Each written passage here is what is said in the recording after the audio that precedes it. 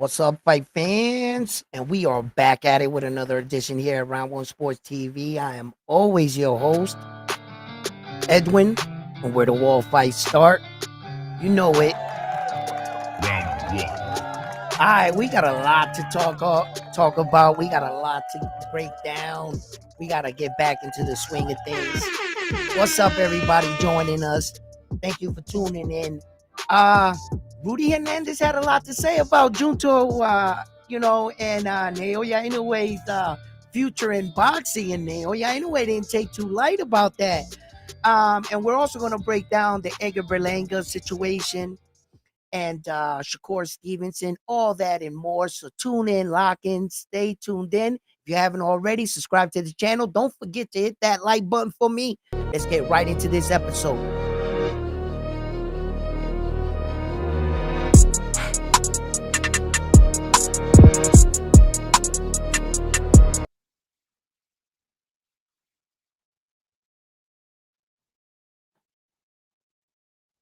What's up? Salute everybody out there. Salute in the building. Let me get my tea right here set up. Need a little bit of tea. Man, what'd you guys take from this Edgar Berlanga and Sheerz little post-fight talking the fight up here for July 12th. I was a little taken back. I'm a little taken back, and I'm gonna get to that right now, right? I'm gonna get to where the part that I'm a little taken back by. Because I was a little, little left for words.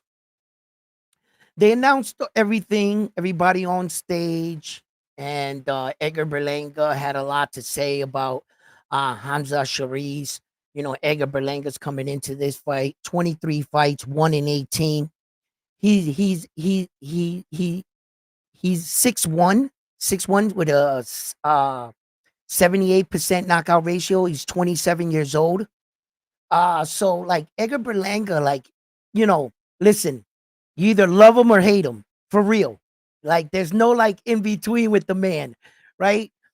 And you either like his flashy, arrogant New York style, he's a real true New Yorker, and that's his personality. But what we tune in for is what you do inside of that ring. And Hamza Sheerz, he's a very tall guy. They got him listed at, I think, about 6'3". He's only 25 years old. He has a 75-inch arm reach. He has a record of 21-17. Marginally got away with like what many of us feel like was a handed gift, if you was, So at some point I found out that this thing had turned personal when I saw that Edgar Berlanga pointed out that Hamza Sheerz had got a new trainer, and Andy Lee. And that was his former trainer, Edgar Berlanga's. So Edgar Berlanga, like, you could see, like, he was trying to tell Andy Lee, look, I beat up your last fighter. I broke his face, every bone in his face. He was talking, but he looks like he took it a little personal. And he's there to prove a point that, once again, Andy Lee, you guys are betting against me. And I'm going to show you guys that I'm better than what you guys think. See, Edgar Berlanga had a lot to say up there. And Hamza Sheerz kind of got his licks in too, talking about how is he talking about boxing if, he didn't win a round against Saul Canelo Alvarez. But Edgar Berlanga did say something very interesting. And I caught wind of it. And I was like, He said he went into that fight with less experience in the ring with most of Saul Canelo Alvarez's opponents. That was true. That was very true. I forgot to think about that. Edgar Berlanga was not qualified to enter that ring. But as a warrior, he took the shot. He knew, win, lose, or draw.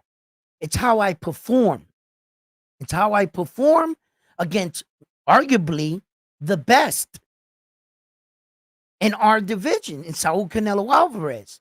Now, I did notice that Saul fought with a more intensity against Edgar Berlanga than he did against Jaime Munguia.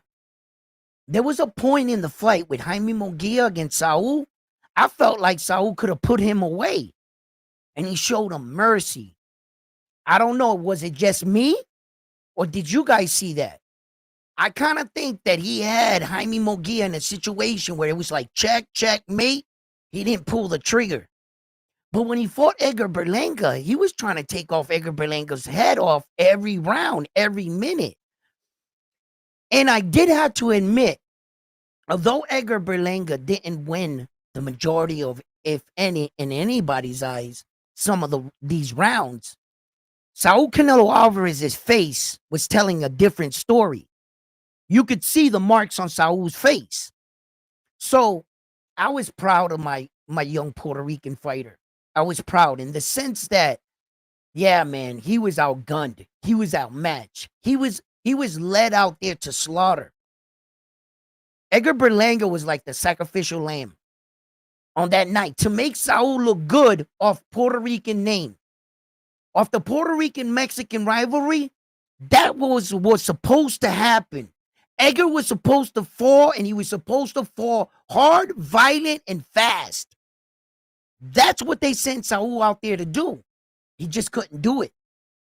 Edgar was tough. You got to give it to him. He took Saul's punches, and he learned. He learned on that night that boxing and fighting was much different. Much, much different. Setting up shots, throwing punches to divert your original punch that you wanted to land, and things like that. So when Saul, what's up, guys? When Saul really didn't put him away like that, I was lost in the celebration after the fight. Like many people, I was taken back how much Edgar Berlanga celebrated, but I didn't understand. I didn't really fully understand his celebration. His celebration wasn't that of victory, but a moral victory. A kind of victory that, yo, this is your pound for pound great. This is the guy that you guys consider the best in the world. And me with minimum boxing experience, not even having big names under my belt, I managed to go 12 rounds with your guy. Now, all controversy aside, what Schofield did with Saul, I don't know what the hell that was, right? I really don't, guys. I don't have, I'm going to speak on that, right? But Edgar, he dresses like a superstar. He looks like a superstar. He also plays the part. Now we're going to see if he can fulfill that. These are these moments that we talk about in the ring when they say, who have you fought? Right? And you say, I'm trying to fight you. I'm trying to fight you right now. You see what I'm saying? So, what's up, guys?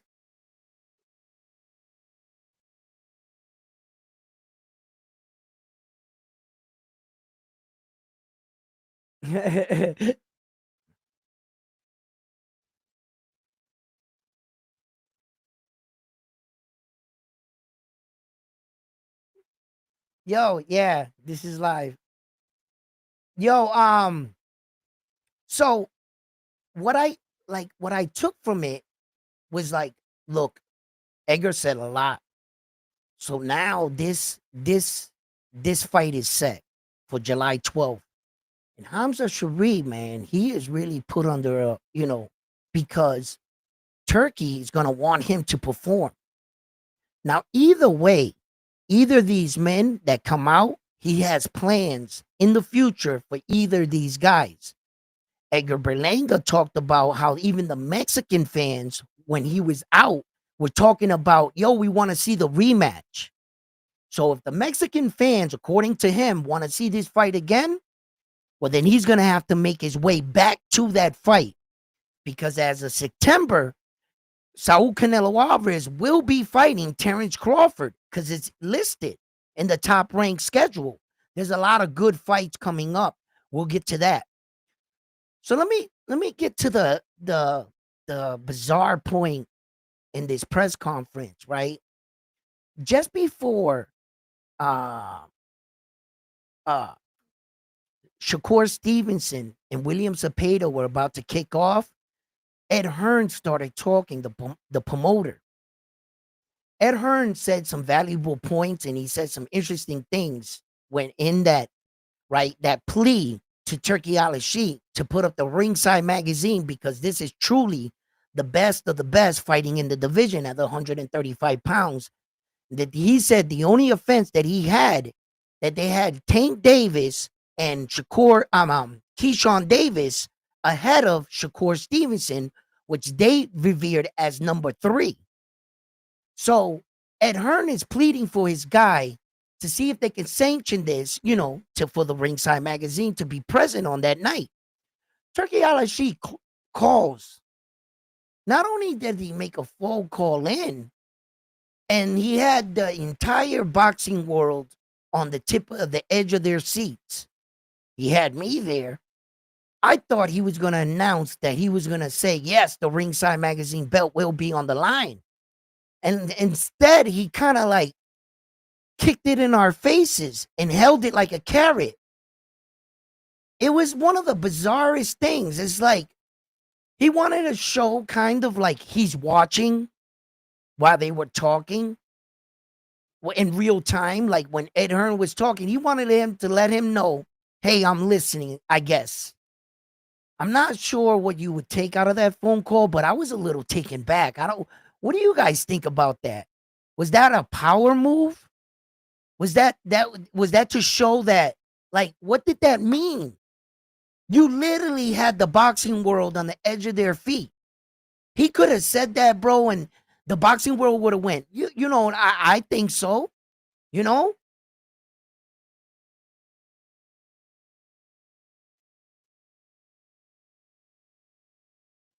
The Terran what I'm watching the TL TCL right now.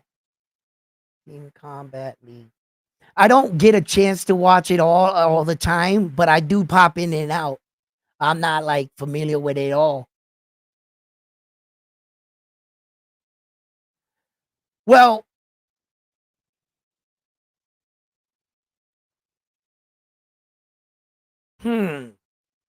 he's got to make it there first. I think Canelo Alvarez's next fights are going to be like gauntlet fights. What do you guys think about this Terrence Crawford fight? That shit is scheduled for September. That's going to be his next fight. Is he going to get past Terrence Crawford? Is he going to still have those belts? Is Saul Canelo Alvarez's name going to be ringing bells? And is anybody going to be lining up to wanting to fight him if he was to fall to Terrence Crawford? Would Caleb Plant be wanting that rematch? Would it be more enticing? Because as of right now, right? What was it? The schedule for like the May, June, July schedule for Ring, right? You got June 8th, right? You got Junto Nakatoni, right? He's fighting against Ryosuke, right? And that's for the unification of the two belts at 118. And then in July 12th, you got Katie Taylor and Amanda Serrano, right? July 19th, you got the crazy fight. You got the Manny Pacquiao against Mario Barrio, right? And that's a 12-round scheduled fight. That's fucking crazy. Manny Pacquiao is going to be fighting Mario Barrio. That's a real thing, people. That's a real thing right there. That's like a real fight. Oh my God, I can't believe this shit. This man, he hasn't fought in 5 years. He's on the ballot for the Hall of Fame, Manny Pacquiao, this year in June. I don't know how that's going to work. And then in September 12th in Las Vegas, you got Saul Canelo Alvarez versus Terrence Crawford. So those are the big fights that are coming up, and Top Rank got them on their schedule. So those are penciled in. Ryan, what's up, baby? What's up, Ryan? How you doing? Salute. He has 3 fights with Turkey.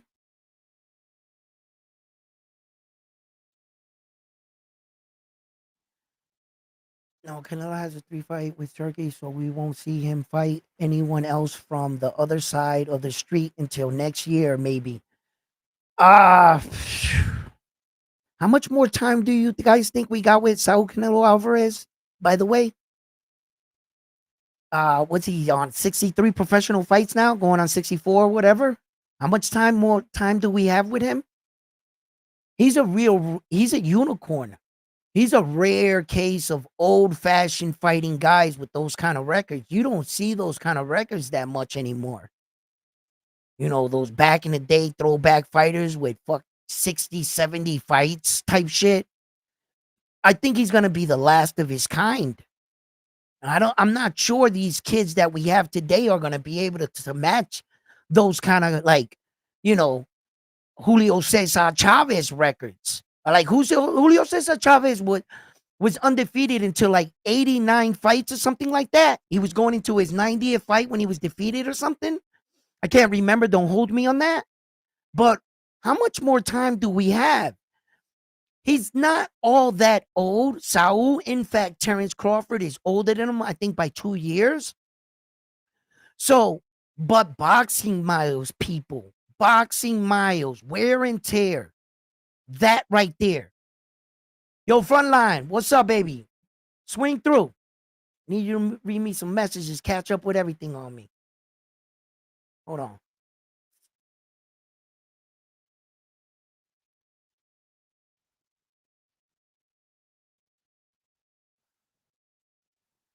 Yo, I'm not sure how much longer we have him for. So these fights in a 3 fight deal, how long is it going to take Turkey to put together these 3 fights?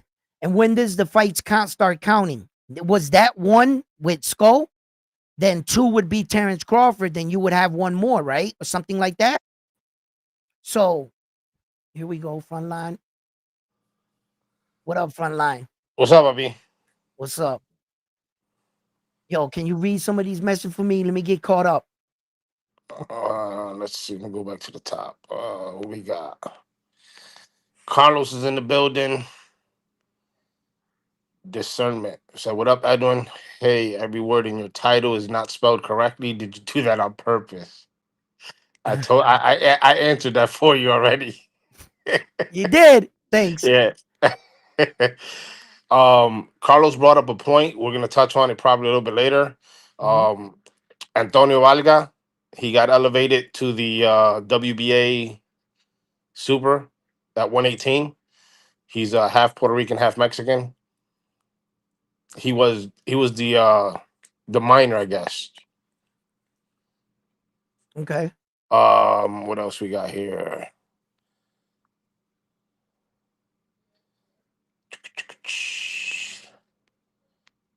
You already read the one about the TCL.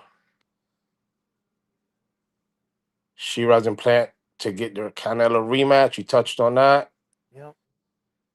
Um, Discernment says, I don't understand why anyone who didn't even win 4 rounds think they're deserving of a rematch. I don't want to see Berlanga versus Canelo again. He lost and didn't even win 1 round. I look, that's something that a lot of fight fans, are gonna say, right? And a part of me says that I kind of answered that, right, because I said he's gonna have to fight his way back. He's gonna have to prove now. He's gonna have to have, you know what I'm saying, some good scalps to prove that he's worthy this time, rather than them trying to feed Saul a fight where they all desperately wanted Saul Canelo Alvarez to score a knockout against a young fighter that didn't have a lot of boxing experience. Edgar Berlanga didn't have those names Saul ever had, not even close. He should have not lasted 12 rounds. You got to understand that Saul should have dominated Edgar, knocked him out, and got that knockout he was seeking.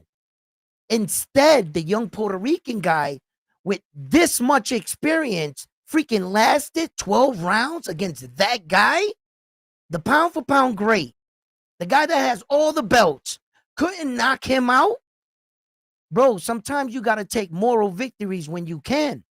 And I'm not saying that he won a round. And look, as far as the celebration goes, right? In some people's eyes, they might say, oh, look at this guy's arrogance. But I say no. I say that the Puerto Rican people showed him love in a victory or in a defeat, where that we didn't turn our back on our guy because he lost. We showed him the same party, the same respect because of what he did. He took the fight when others wouldn't. And just because we party and we celebrate our fighter, and you guys might not be used to that, well, then you guys maybe should back up your fighters, whether win or lose. Sometimes I think America's a bit too harsh on our fighters. We only love them when they're winning. You lose one time in America, that's it. We kick you to the side. We don't choose to do that. We understand that with every victory, there can come losses, but we still support our fighter. That's where a lot of his partying got mixed up at. Yeah, It but was that's just this new era of fans. The new right. era of fans. Because back in the day, you got the George Foremans, Muhammad Ali's, the Joe Frazier's, the Tommy Hearns, the Sugar Ray Leonards. Those guys took L's, and the American people still Celebrated supported them. them.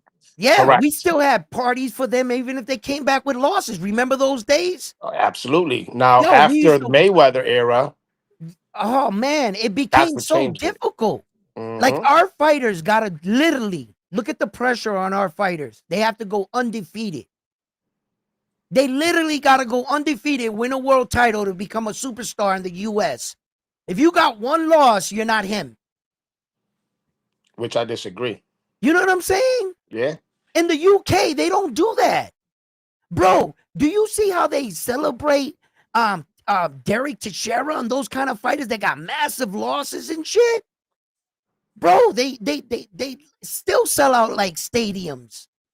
They back their fighters. Let one of our fighters fall, kick to the curb, kick to the curb. And I think that that's where a lot of like some fans got distasteful. They thought that Edgar Berlanga was arrogant. No, we were just proud. Can we be proud for a moment? Can you let us just celebrate with our guy in a loss or a win? Well, You know what I'm saying? It's like we look. I understand Edgar Berlanga's personality, New York personality. Yo, either you love it or you hate it. I get it, but I'm in agreement with you. I think there should be no match handed to you at this point, Edgar Berlanga. You want to dress like a superstar? You want to act like a superstar? Well, then you're gonna need to perform like a superstar. And I think Edgar Berlanga is taking this very seriously. He understands in the position that he's in. This is not the time to take a vacation and to let us all down, Edgar. You got us all backing you. And look, I mean, we're talking about this card. Shit. Not just the Edgar Berlanga. Look at the Shakur Stevenson in the undercard. We got Supriya Matias against Puello. Like, let's talk about it. and Like, Morel against oh that my God, Russian this dude. though that undercard could be a main event by itself card, but you know what I mean? Like, Hey, and did you see they brought that Japanese fighter back for yes, the opener, the right, same one that opened up at Times Square? right. So now they're bringing him back. So for his second showcasing in America for that Japanese, because they're starting to make preparations for Naoya Inoue's way out. You know, there's been a lot of rumors in the news that Naoya Inoue might retire at like 2027 or whatever. Hey, And bang bang! Stop air hustling and smash that like button. yeah, and then Rudy Hernandez came out and said some dumb shit and woke up the dragon. And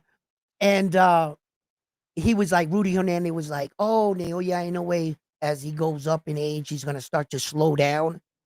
And I don't think we'll get the fight because of that. And Naoya Inoue responded like 10 minutes later, was like, ain't nobody slowing down, bro. You know, to Rudy Hernandez himself.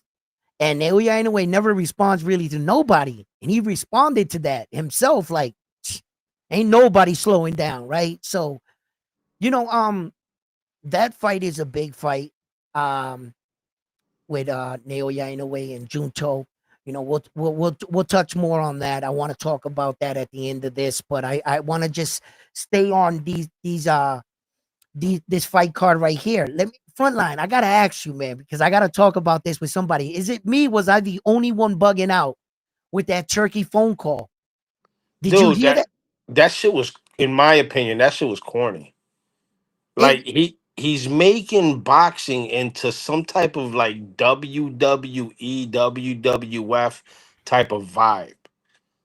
Like if you a promoter, show up to the fucking event, talk your shit, and keep it put. But you're interrupting a press conference right. with a phone call.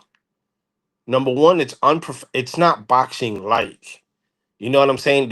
He's trying to turn. I guess it's entertainment, but he's trying to make it more into like a WW something type of environment, and it's not that. You know what I'm saying?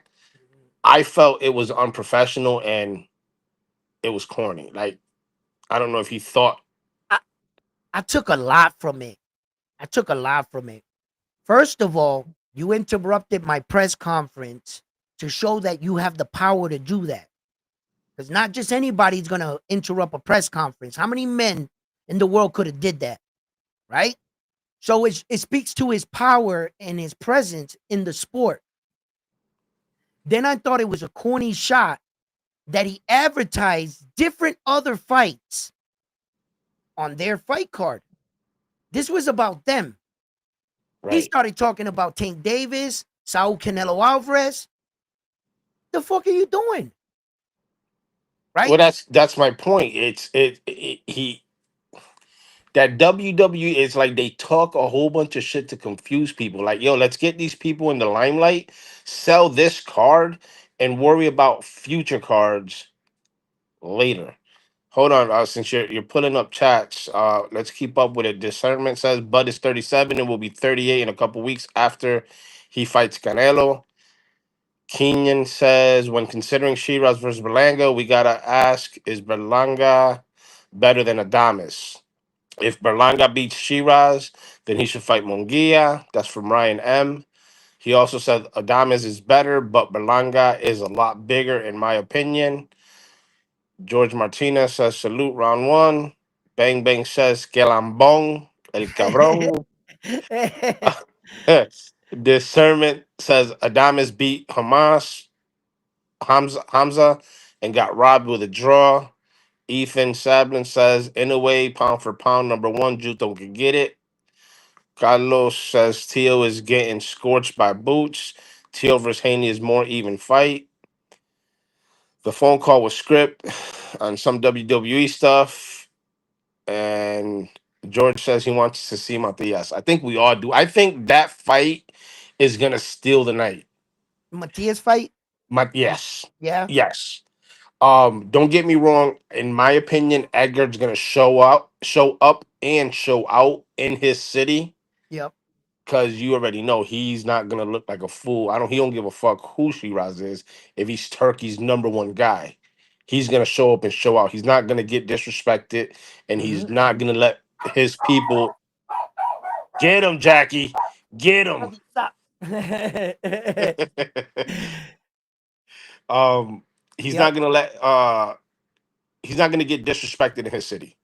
In Right. lamest terms, he's gonna show up and show out. The Shakur Stevenson fight and the Cameron Cepeda, I think that fight's gonna be, again. We talked about it before. It depends how Shakur shows up as far as him being 100% with his hands or not. That I have it 50-50. If Shakur comes in at 100%, I see him beating Cepeda, outboxing him. But if he shows up hurt and Cepeda sees any signs of him being hurt, then I could see Cepeda moving forward and applying that pressure. The other thing is that we got to keep in mind is what Tank I mean, what ring? What size ring is going to be utilized? Is it going to be the same one as Times Square, the 18 by 18, or are they going to go bigger with having a runner? Because if you look at the card, 50% of the guys, well, half of them are boxer punchers fighting runners. You know what I mean? Sheerz a runner, Berlanga's a straightforward come forward dude. Um, Frontline, take over for me for a bit. I'll be right back. Dale. All right, go. Um, Sheerz a runner, Berlanga's a come forward puncher. Then you got Shakur Cepeda. Cepeda's come forward. Shakur's a runner.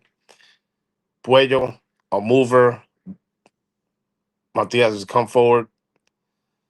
Morel, I see him the runner in this fight due to what happened with Benavidez, but then again, we got to see how he comes back.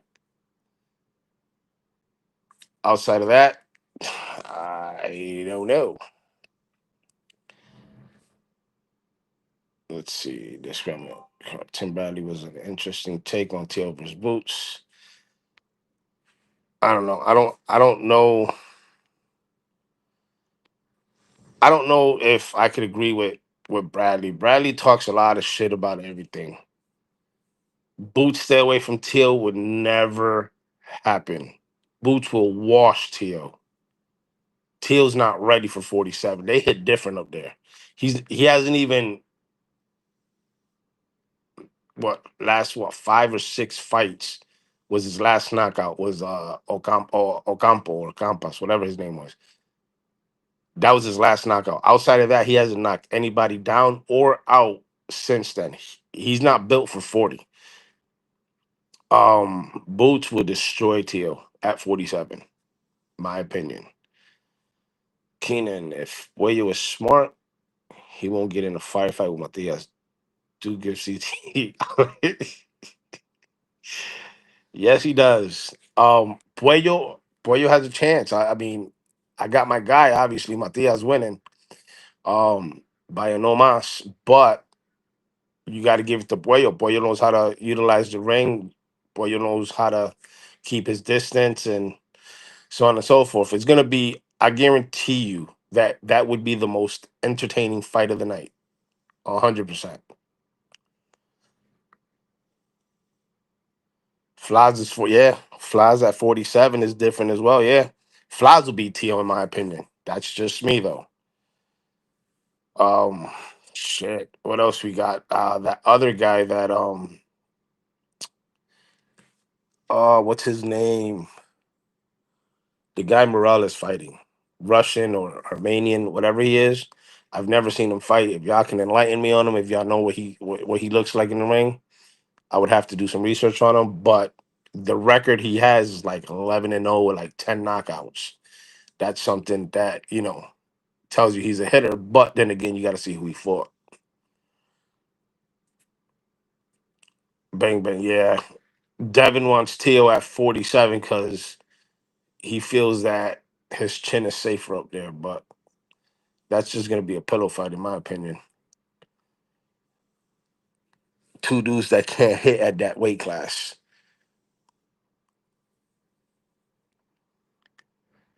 But yo, Carlos, hop on, pa. Oh, you can't because Edwin's not there to accept you in.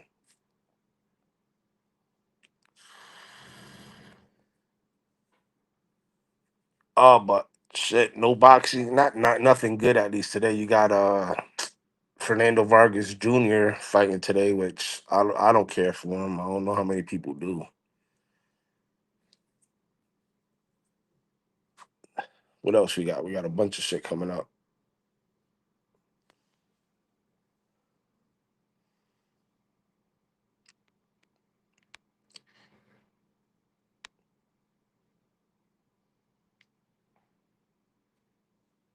Keenan, we talked about Jadiel Herrera.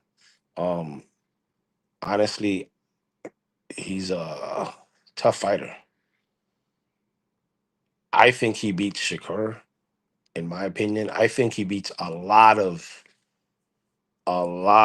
the top guys at 35. He's the Cuban boxer. I think he resides in Dubai, 35, if I remember correctly, or somewhere in Europe. But he's an animal. He's still growing. Last fight he had, he got hit a little too much for my liking. Can he change that? Absolutely. But I think he's a dangerous fighter at 35. I think he beats a lot of the top guys, and I'm surprised he doesn't hold the belt yet because he's a problem. He's a problem for a lot of the guys at 35. Instead of Padley being the replacement, if Herrera didn't have that fight lined up a couple weeks after, that would have been the perfect replacement to test Shakur when Schofield dropped out of the fight. But yeah, I think he's a good fighter, got good footwork, got good pop, and he could be a future champion at 35. Bolchuk and Michael Fox. Where's that one playing out? Is that on the zone or where I didn't even hear about that one? I gotta look it up.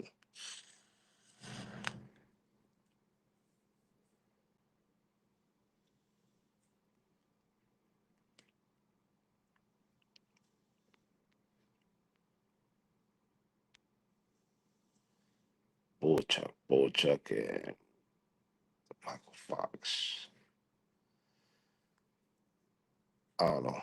But I don't need to hurry back because I'm not good at this. I can respond, but I can't talk to myself. It feel funny. So I don't have my own podcast and none of that. I can't talk to myself.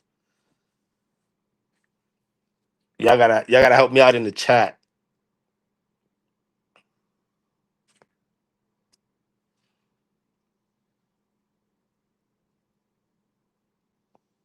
Oh, okay. So it's on the UFC Fight Pass. Okay. So that's gotta be the zone? No, not UFC. I have to check it out.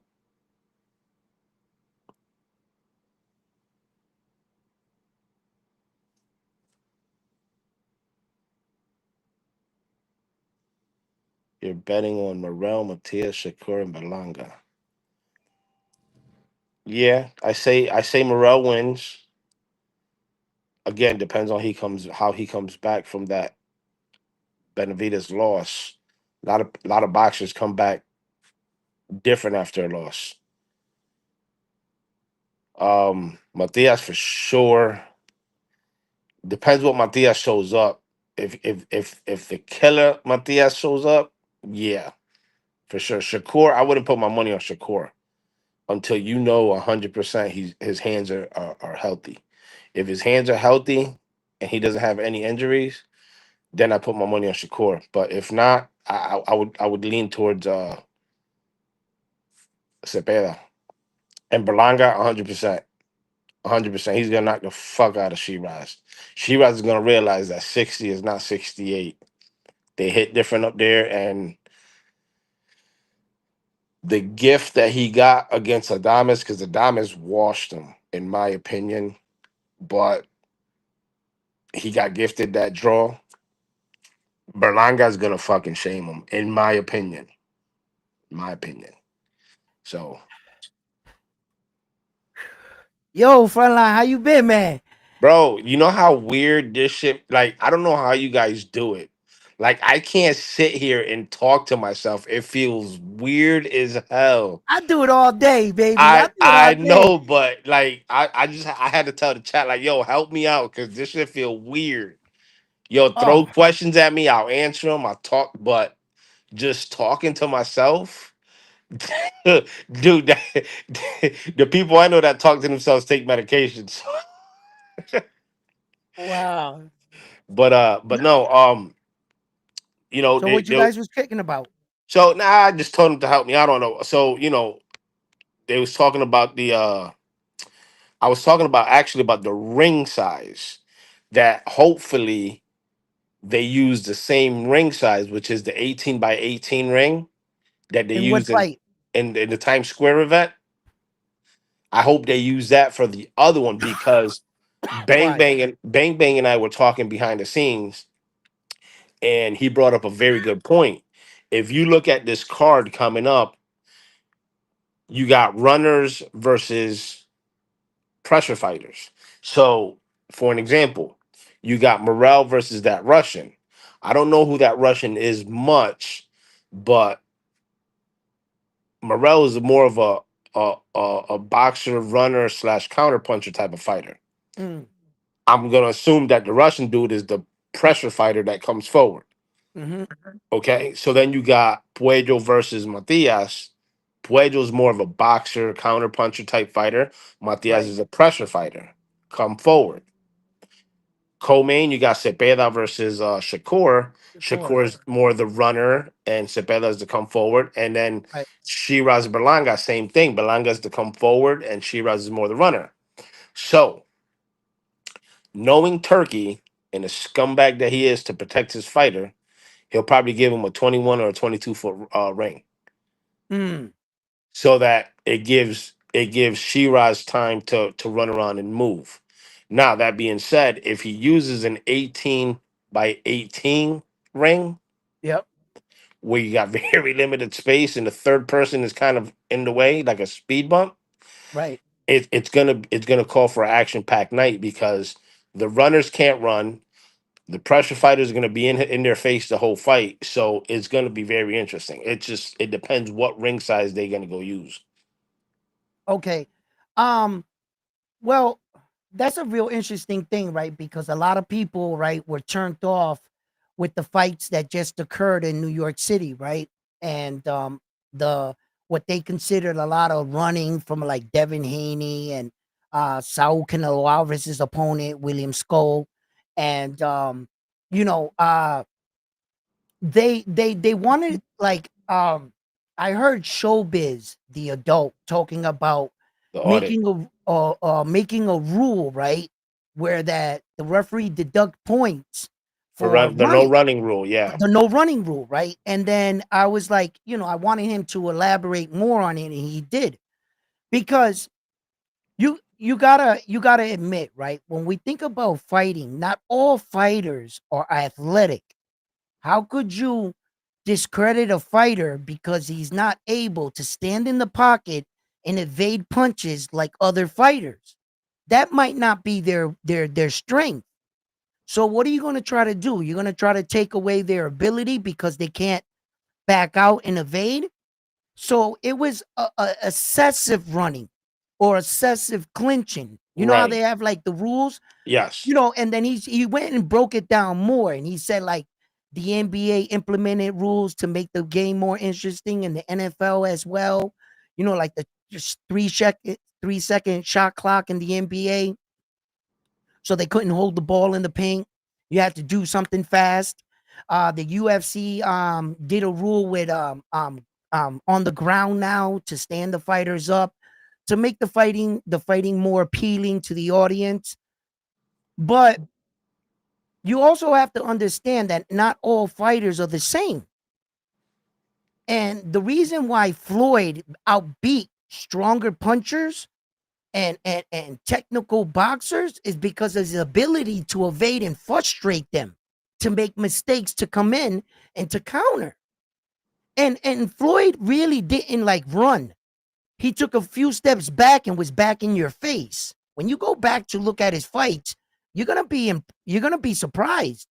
A lot of people criticize Floyd for running. He didn't run a lot. But see, Devin Haney in that fight, the fact that he didn't have enough offense with his evading is that's what what turned killed it it. off for me. Yes, That's what turned it off for me. As far as William Skull, that was just straight running. yeah, Now the way he announced it, he said the Ring'em rule, right? Well, like we could call it the Ring'em rule, not the running rule. You know, what's up, Carlos? Carlito, What's What's up, up? round one? How What's you up, doing? frontline? what's happening? Mucho Chilling, man, bendiciones. I'm Carlito. chilling, Saturday, you know. Yo, Ryan M makes a good point that he says, but I think Turkey also likes action and KO, so a huge ring doesn't help. Which that makes a lot of sense. Turkey Right, does like the action pack fights. right. What's sorry to cut you off. What is the exact sizing of the ring? There's is I think it's like 24 feet to 20, or correct me in there. He's saying 18 right now for that fight for the William For what? Sabeda. Yeah. And Because I Ooh, I'm hoping it's an 18 by oh, you're 18. hoping. You're hoping. Yeah. Okay, okay, Like okay. Times Square, that was 18. That was 18-foot Right. ring. That was a small ring, a very small ring. Correct. Right. I'm hoping they use that same ring for for this card. Right, right, right. And you guys notice with all that money that Turkey put up with all those superstars, he put them all in position to have a very big night. And he spent all that money and got duds. And then here comes Top Rank with this little Japanese dude that fucking like everybody's saying saved the weekend in boxing. A little Top Rank card, which goes to show you that these guys, these lower promotion companies now compared to Turkey, right? The almighty, they're still putting out wonderful cards. Well, if it wasn't for that Inoue card for that weekend, dude, he saved the weekend because Yeah, bro, that Canelo card, trash. yeah, The that Turkey the that Friday, the Tio and yeah, Barbosa and Fatal Ryan Fury. Rody, sorry. That card was trash. Well, it wasn't trash, it just wasn't like action packed. right. And, And and I think that's the difference. A If we lot of compare the main event and the co-main event, Top Rank blow that out the water with Inoue and Rafael Espinosa. right, right. but And y'all, the I thing, mean, the thing is, I'm sad for Turkey. He spent all that money, bro. My man was stood up in frustration. Was like, William Scove, stop fucking running. Like, you know what I mean? Like, hey yo, and what's up with him with these fucking fake ass superstars being ring people instead of having ring girls? Dude, William he's Scove. fucking up boxing, bro. Oh my God, that's a bad look. Like, tradition is to see the ring card girl. You know what I Correct. mean? I don't want to see no dudes in between. Or characters or stuff like that. I think Remember, he's from Turkey. the Middle East. Yeah, that's the problem. That I was just gonna say that. Remember when he threw that first event? He had like all the girls covered from head to toe, and Which like I get it because his religion, religion, right? They they don't they have to don't be covered promote up. sex. Correct. They don't use sex as a way to, you know, enhance whatever they're trying to promote. They're trying to keep it like gladiator stuff, but that's not how we do it in New York City. And he Yeah, got a big reaction out of that. He got a Frontline, big out of a lot of fight fans. Frontline, A lot Yeah. of people were turned off. What's up? What I happened, can tell Carlos? I can tell you one thing. I always tune into Pro Box Boxing Ring Girls. Oh, oh, shout out to the cameraman. You know what I mean? For doing his job. Hey man, damn. But yeah, it's just It's because wild his words. beliefs. It's the same thing when WWE transitions and when they have their shows in Saudi Arabia. They're the divas, the female wrestlers are all dressed up from head to toe. You know what I mean? They don't have their normal attire, what they usually wear over the states. So it's it's all about religion. Yeah, Yeah, Pro that Box has the best ring girls in my opinion. eh, eh, eh, eh, eh, And second would be Top Rank. would be top rank. Yeah, Yeah, most and definitely. then Oscar De La Hoya looks like he get his ring girls from Craigslist or something. Yo, that's cold. That's cold. That's cold. Well, Alberto Puello. Bang Bang wants to get your take on the Matias versus Puello. Okay, Alberto Puello, right? Obviously, is the champion here in this situation. He has the WBC. He's coming into this fight. He's sporting on a record of 24 fights, 10 big weights by knockout, and he's undefeated. He has 176 round boxing experience and he has a 41% knockout ratio. He's 30 years old. He's a southpaw. He's 5'9", and he has a 71-inch arm reach. Now, That being said, Southpaw, the fact that he's unbeaten as a fighter, his confidence, he doesn't know how to lose. Subriel Matias is rocking a 100% knockout ratio, but he has lost 2 fights. But against all winning opponents, he has knocked them all out. He still has that record where he made 5 undefeated fighters retire on the stoop. So he's a worthy opponent. Being a former world champion himself of the IBF, which he fell to Liam Paro in Puerto Rico, Subriel Matias is sporting a boxing record of 22 fights, 22 big ways by knockouts, and 2 losses, right? Subriel Matias has 118 rounds boxing experience, and he has a 100% knockout ratio.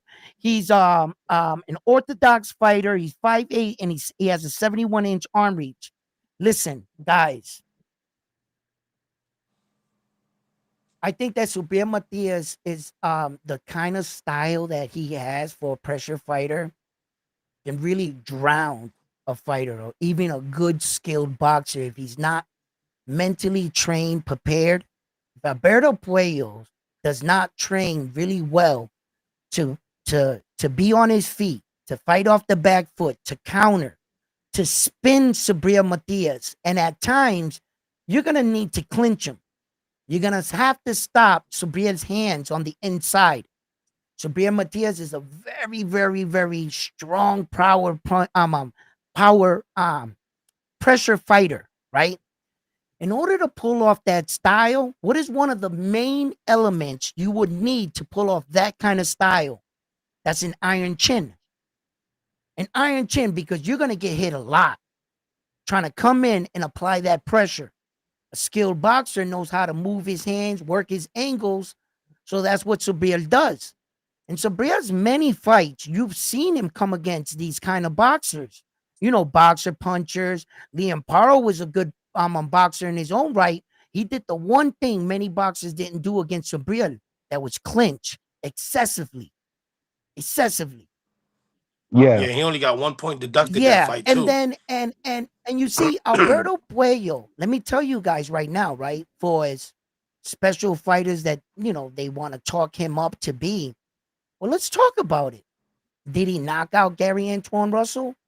Did he knock out Sandor Martin? Did he have any of them in trouble, or did he outpoint them? Now, It's He been now outpointed it, ask yourself this question. Ask yourself this question: Does Sandor Martin or Gary Antoine Russell possess that blunting power that Subriel Matias shows? That after 3 rounds, just in the ring with the man, his fighters are looking like they've already gone the distance. how I Well, here's what I got to say go to ahead. that. No, go ahead, No, no, Carlos. no, Go real ahead, quick, puppy. real quick. How what I would like to reply to that is that uh, Alberto Puello went to 2 of those fights, and those 2 fights has been close decisions, split decisions. Um, how I see it is that you're not gonna you're if you're having close decisions with Sandor Martin, I don't look at Sandor Martin as a Subriel Matias as that of a dangerous fighter. So anything can happen, and that, like I said, that pressure is different. And if they pick that ring out to be shorter than usual, he's gonna be in waters that he's not used to. You know what I mean? Right. The style of Gary Antoine Russell and Sandor Martin is not a Subriel Matias style. And with that being said, I'm of course I'm gonna root for El Bori, but I Right. just feel like when you're getting hit, like you said, those blunted hammer shots that just you don't hear them, but it's moving your internal Right. bones. You know what I mean? Yeah, it's like rattling your head. Like when Tom got hit by an anvil by Tom and Jerry, and you see him, Yeah, yeah, he's yeah. frozen. Right, right. We're gonna see El Domi has guerrilla. Anyway, go ahead, Frontline. But see, so my take on it is totally different. For an example, let's talk about the Gary Antoine Russell versus Boyle fight. Okay. And let's look at Gary Antoine Russell's style of fighting. Gary Antoine Russell is a come forward fighter, just like Matias. Gary Antoine has power. Obviously, he had until he fought Rayo. He had 100% knockout ratio Yeah, as that's well. true. Now let's now let's move forward from that. The difference between Gary Antoine Russell and Subriel Matias is that Gary Antoine Russell, if you do film study on him, he likes to come forward, but when somebody sticks that jab out, he backs up and Mm. resets. Yes, Matias doesn't. Matias, you stick that jab out, he's still he coming goes to the forward. fire. So you're gonna have to throw, and he's going to the body or whatever opening he catches. Gary Antoine Russell, he waits for an opening to then attack. Matias, he lets his hands go. Y donde te ve, that's where he's catching you. He don't care. So that's where I see Puello being in trouble. I see Puello being in trouble with the pressure and the constant coming forward. So that jab's not gonna keep Matias away like it did Gary Antoine Russell. You You The know know what I'm what? saying? consistency. You know what really sticks out to me. You want to know what sticks out to me about Alberto Puello? It's not the Gary Antoine Russell fight. It's the Sandor Martin fight. When I look at a man like Sandor Martin, I finally got to see what kind of fighter he truly is. You know what? He's a good fighter. He's just not a closer. He let that fight with Teofimo Lopez slip right out of his hand, just like he let that Puello fight slip right out of his hand. He's a great Yes, he front did. runner. And if a front runner gave you that much problems, where at the end they said, okay, we felt like you beat him, but you didn't do enough to beat the champion. They awarded Puello the decision. Because I think that Sandor Martin at some point was winning that fight. And you know why I bring that up? Because Subriel Matias doesn't stop. He's a terminator for 12 rounds. He's a closer. He knows how to close. And if what separated your victory was a man that didn't know how to close the show, and you're banking on that with Subriel Matias, good luck. Good luck with that one, because if Subriel Matias gets up on you on the scorecards, I can guarantee you two things in this fight. Subriel Matias is going to lose the first round, but he's gonna win the last one when it counts. And that's how I see this fight going. And real quick, Do you see it going to No, decision? no, mm, no. I don't. Subriel Uh, Matias is not looking to go to decision. Okay. And my third point would be, right? If we're looking at this victoriously, right? Whereas what the fighters did, isn't Subriel coming off two knockouts? What did Puello do? Go to Yeah. distance his last two? yeah, and Yeah, one of them Oh, was what, a majority okay. So my decision and a man's split coming off decision, two right? knockouts. He's taking care of business. yes. So, But let me add something okay. to that. All right. Let me add something to that. Most people are not seeing this point. Suber Matias has performed well against fighters with that body type. Look at his two last um knockout wins. He stopped lanky, long Right. torso. Puello has Right. a long torso. So it just matches the the fighters that he's been proven to beat. The the Hawkins, the Ponces, the Yukembayev. yeah, the not Jukembayev, the one that he beat Shava. I forgot his name. Shava. He stopped him. Erg- Ergashev. Uh Ergashev. yeah, yeah. Okay. Ergashev. You know what I mean? They all got like they're fairly lanky. You know what I mean? And Right. Puello Right. feels that build that the punches up close. They're not gonna react in time. They're gonna get hit.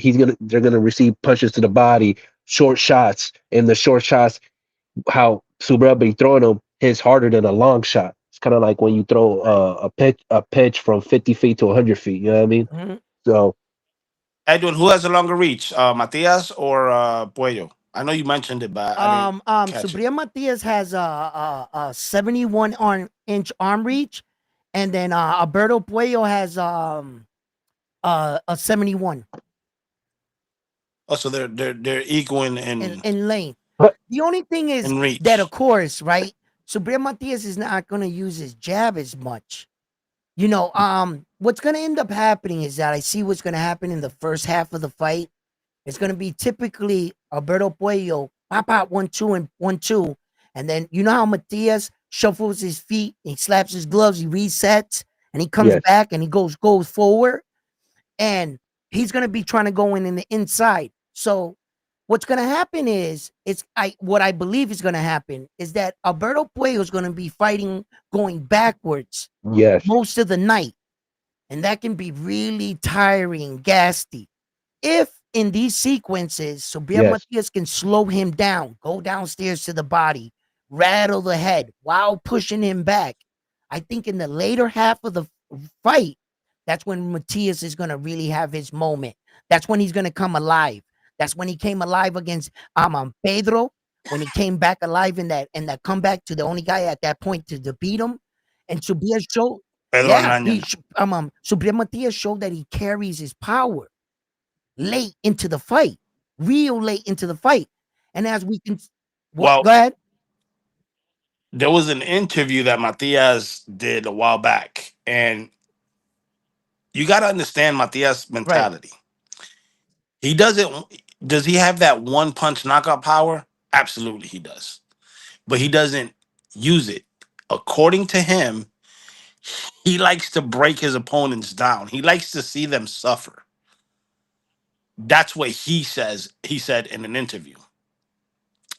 That being said, I think him and Puello have a friendship Mm-hmm. relationship. So that's what scares me. Is he gonna feel sorry for him like he did with Valenzuela in the Talk about sixth it. round, where he kind of backed up off of Talk Valenzuela about because it. he felt bad. And it's not that he felt bad; it's just he knew the dude was Yeah. ready to go. You know what I'm saying?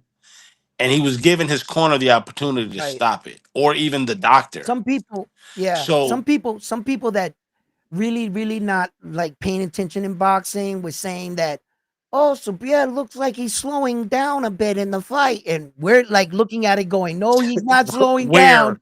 where He's just showing him mercy.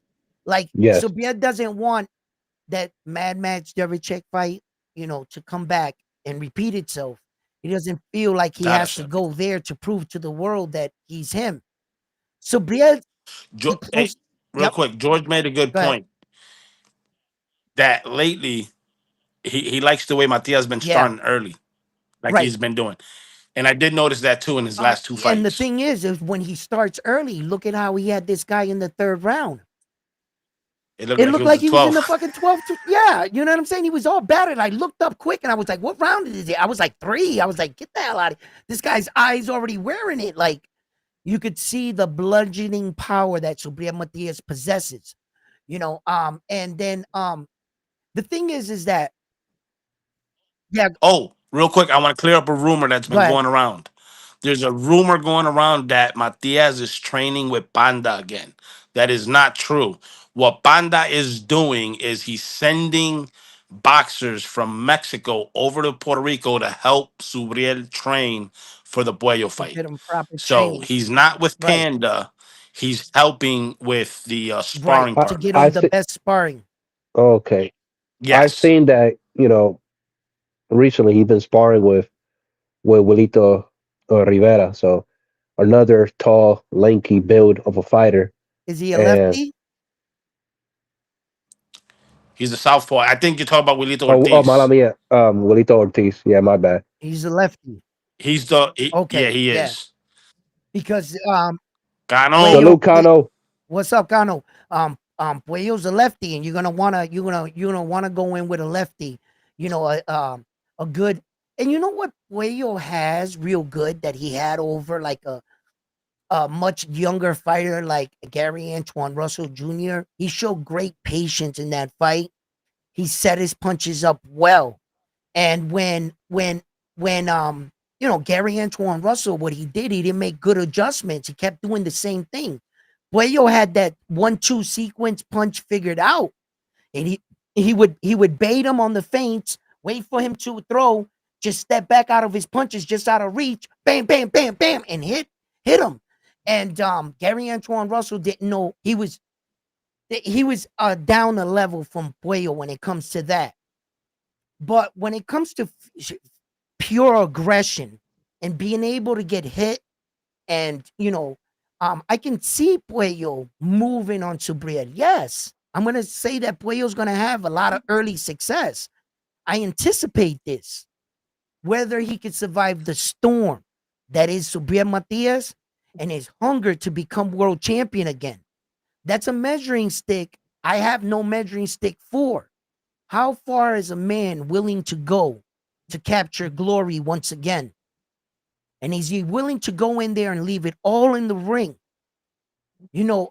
Listen, Roman Cardine, he dropped Naoya Inoue.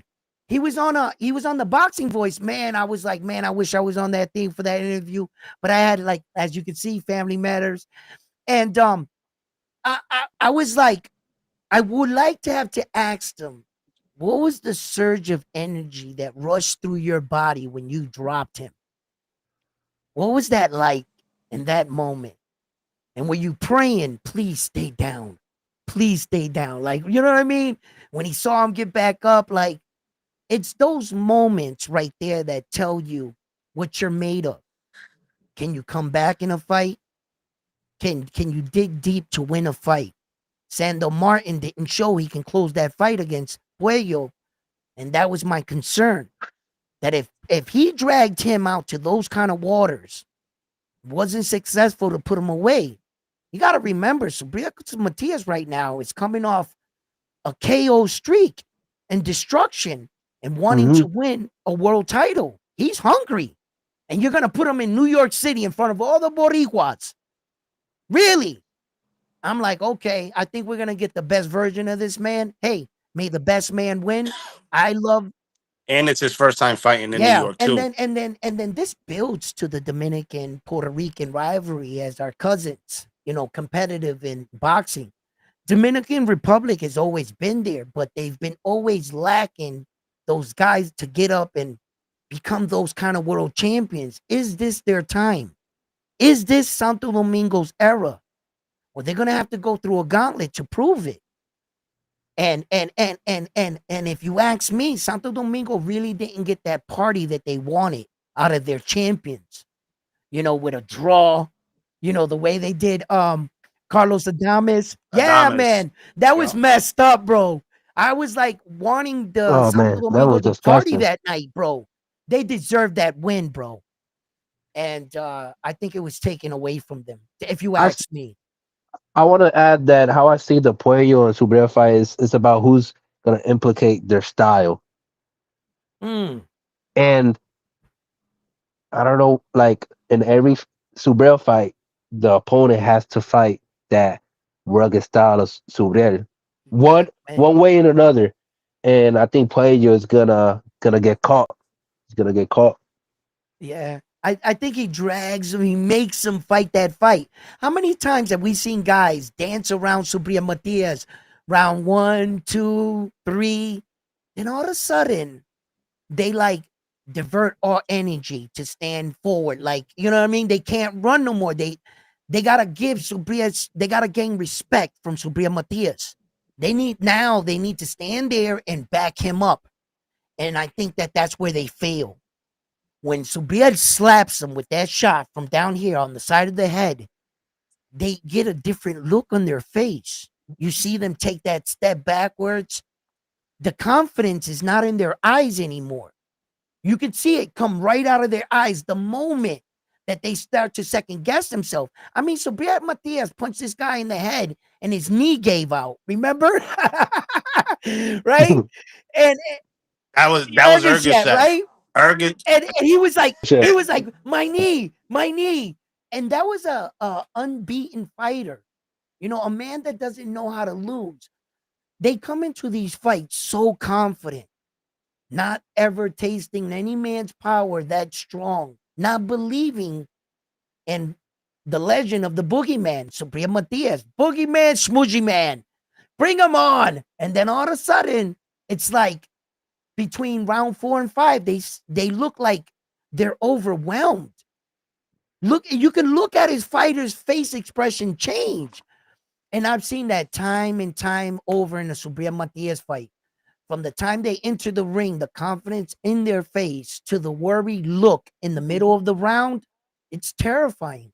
That kind of style. And you're hitting this guy with like everything, and he's just coming forward.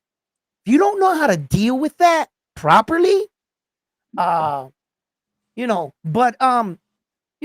like I said, Puello's a lefty, crafty little fighter.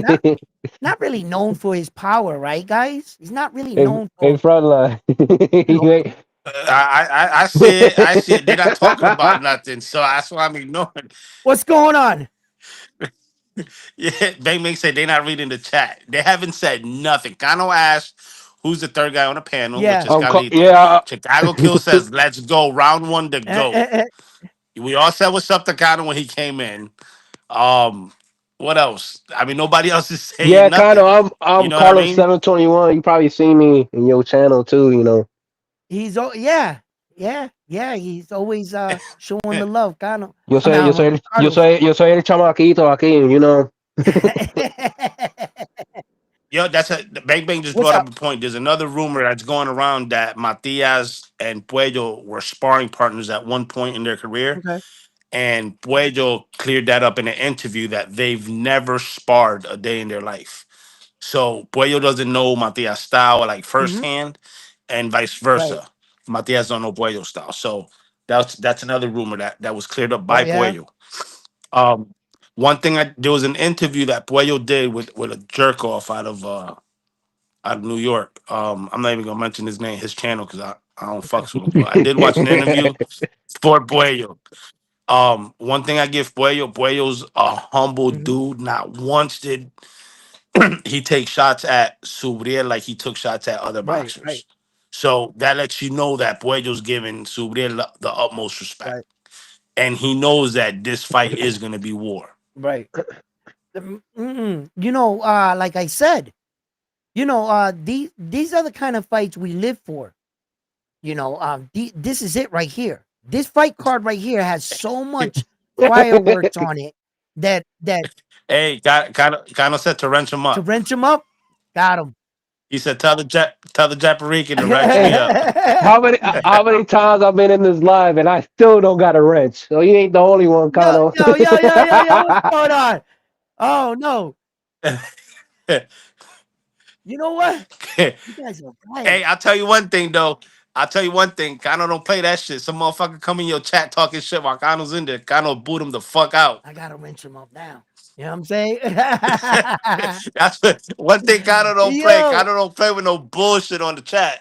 I be sleeping on that shit. My bad, guys, too, because I be on the restream, and it doesn't allow me to wrench anybody up on the restream. Tell you the truth, I have to now. Like what I'm doing now, I have to go to the YouTube actual channel itself and log in, and then do it from there because the wrenches are handed out there. So Shit, that's what I'm doing. I want to be elevated to a wrench. Huh? Jodiendo, What? Huh? jodiendo. You know what I mean? Man, look at Antonio That's Vargas. I I got need, I you. need an Come on, man. upgrade too. What? He said, let Yeah, George. Yeah, George. George is correct. That's why I don't even watch what that dude for that what same happened? reason. So the dude's name, I'll give it to you so you can know who I'm talking about. It's Golden Era Boxing or some shit like that. Mm. I think he's Argentinian but lives out of New York or some from like South. Okay. Um, he's the number one Matias Is hater, he? like heavy, like oh my No way. god. He thinks Matias this big hype job. He's never fought anybody, and he swears up and down that everybody and their mother can beat Matias. Is just he hasn't fought anybody. When he fights a big name, is where he chokes and yada yada yada. Fuck that I've dude. never even heard of him. Yeah, I never heard of him. Look. Kind of flexing Kind right of now. flexing right now, what? Yeah. Oh Yo, shit. But I listen. want So go ahead. that was an interview with Puello that he had. All right. yes. It's about a 45-minute long video. Mm, It's a very, very, very good interview as far as what Buello's right. talking about. Um, But that dude, I don't fuck with him at all. Unless he's interviewing a boxer that I fucks with. No, I've never actually heard of him. I've never actually heard of him, so I can't say that I did see the interview. But this fight card is gonna be amazing, even with the Japanese kid that they're bringing back, and I mean, even with we even have what's his name, David Morale fighting on the Morel, card, guys. What's it? How do you pronounce that guy's name? Iman, I I have no clue. Keenan, to answer your question, yes, his name was Data Data Chef. Chef, the guy, yeah. Um, The guy that right, Matias stop. oh, no, that he killed him in the Oh, ring. Mad Max, Data Chef, dude, yeah. Yes. Ugh. What a day! What a day! You Wait. know, you know. Oh, hold on. I'm gonna pull that up for you right now. The ¿cómo se llama? The guy that But Morel's but fighting. the dude, he's I- shorter though. Imam Iman Katayev. Katayev. It's IMAN, something like that. No, I am I a M. am, yeah, Imam. Iman, Iman, Well, I be butchering these names. Iman. Yeah. So he's from Russia. He resides in Australia. His manager's Jim Cambosos. He's 10-0 with 9 knockouts. Um, Any 12 round experience? oh, Mm, no, okay. Shit. Yeah, but how, all 8 and 10s, and then this is gonna be his first and 12. what was that? David Morel. Wait, no, I'm lying. This is still gonna be a 10 round fight because it's not a title Okay, so fight. David Morel only had one 12-round experience his last fight. That's it. Yes. Correct. So they're probably even, and I'm saying right now, this dude, some people were like, No, no, no, no, no, no, no, no, what? no. Let me correct you. One, two, three, four, five, six, seven. His last 8 fights, including the Benavides fight, were all For 12 round who? fights. For David Morel? For Really? Morel, yes, yeah. I'm gonna look that up right now. Hold on. I'll be right with you. Hold on. I gotta see that to remember it. Uh Well, they never went the distance. That's why you don't remember it. The only one he went the distance with was against ooh. Kala, whatever. Oh Dude, no, these he has guys a have lot of some names that. 12 round. Who was I getting him confused with? Yeah, David Benavides. He had the last one was 12. The last one was 12. 12, 12, 12, 12. Oh no. He had a lot of 12-round experience. I'm sorry, I'm Yes. David Morale. I ever said that. I must have you confused with another guy in my head or something. I definitely had to have, but that's not the problem here. So, hmm, Man. what the hell was this guy talking to me about this morning for? He was like, "No, Edwin, you guys need to check out this Russian guy. I think he's gonna beat David Morale. I know he don't got experience, but he don't got experience." And I was saying, was that 12-round experience he was saying? So maybe I went with that. But shit. I'm listen, this card is a pretty good card, guys. I like this card a lot.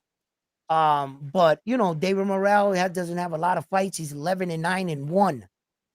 You know, and Let me yeah, ask you this: do you think sales tickets will be affected with Amanda Serrano and Katie Taylor being the day before at MSG? no, no, You don't think no, so? no. You know why I don't think so? Because I don't think the same fan base, it would be a real low percentage. If you were gonna tune in into that Amanda Serrano fight, you were gonna tune in it regardless. If you're gonna tune into the New York fight, you were gonna tune into it regardless. I don't think it's gonna affect it. I don't think that like the consensus of the people were like, had they not been one or the other, would be like, hey, let's tune into this fight. I think if you were a fan, you were a fan. I don't think that's going to deter any of the Amanda Serrano fans from saying, no, let me not watch it on Netflix for free, or that I could pay for this fight for $25, $27, whatever it is, right? I'm talking about ticket sales at the At the door. door? Tampoco. Yeah, like Tampoco. you don't think the Puerto Rican people would be Nope. like, we Nope. cheap. We'll catch one on a fire stick, and the other one will catch Hey, No. live. I wanna add something, man. Yeah. New York. I'm not from New York, but New York is up right now, and the Knicks going to the Eastern Conference Finals, and you got all these events going on in New York. Yo, Carlos, watch your mouth. You got a Celtics fan on the Stop it. panel. Stop it. Ah, you like a racist team? Oh Who does? no. Who? Where's the Celtic fan? I don't know where he at. Where he at? Where he at? I don't know what you're talking about. I ain't no Man, Celtic, hell no. but I like to party with them. Man, like I bet, man. I don't like Boston all like that for real. Nah, I don't rock with Boston like that. But what I want to say that look, the streets is not gonna sleep. Like we right now we at May and we got June, then July, and like I said, like if the Knicks get past the Pacers, like I said, people are gonna be out and support Listen, so whatever New York it is. You know what I mean? That's what how you I'm saying? seeing it. So what you saying? New York needs a hero right now. They need a winner. They need a winner because they ain't had one in so long. The Yep. Giants ain't did shit. Knicks ain't did shit. Yankees ain't only get there and lose. My They got a fucking team. hero. Their hero is They Jalen Brunson. oh my god, they need a hero, right? So can Edgar Berlanga, can the Puerto Rican fighters come up and really And he's selling. Berlanga's selling this fight. You know what I oh mean? no, He's he's definitely selling this fight. You got too many stars on the fight to you got too much to look at too. Berlanga's a hot ticket himself. I think that Berlanga would have did good just by himself. And I think that Shakur Stevenson's wrong. You take Shakur Stevenson off this card, I think it's still gonna do numbers. I think that it would take away Shakur fans, yeah, a little bit. But this fight card is intriguing enough. You got too much on the line, way too many title fights up here, and title fight. Yeah, well, Eliminator. yeah, but fight possibilities for the future. Edgar Berlanga wins now. What's going to happen? Is Caleb Plant next? Both those guys fell to Saul Canelo Alvarez. Whoever wins in that fight, rightfully so. Don't they deserve another shot at him? Right? I Well, think ain't Turkey's. Go I ahead, think I Carlos. think with Caleb Plant that's a separate issue for the simple fact, they're probably gonna set up Caleb Plant with Charlo. They both shake hands on it. Uh, Yeah, but who is Plant fighting though? Who yeah, is I don't this know dude that he's fighting? Remember the who last is guy who he is fought? Charlo fighting. A punch came Cornflake. right out of his beard. Dropped him. But I mean, back to that New York Yeah. card, right? You're gonna have people flying in from Puerto Rico to support Amanda Serrano. You're gonna have people flying from Puerto Rico to support Superdiel Matias. Those same people, I mean, boxing community is weird as fuck. And the reason I say that is like Shakur coming out with the Puerto Rican flag. Is he Puerto Rican? Who gives a fuck what he is? You know what Mhm. I'm saying? The Puerto Ricans that do support Puerto Rican fighters will support Shakur. They definitely gonna support Belanga.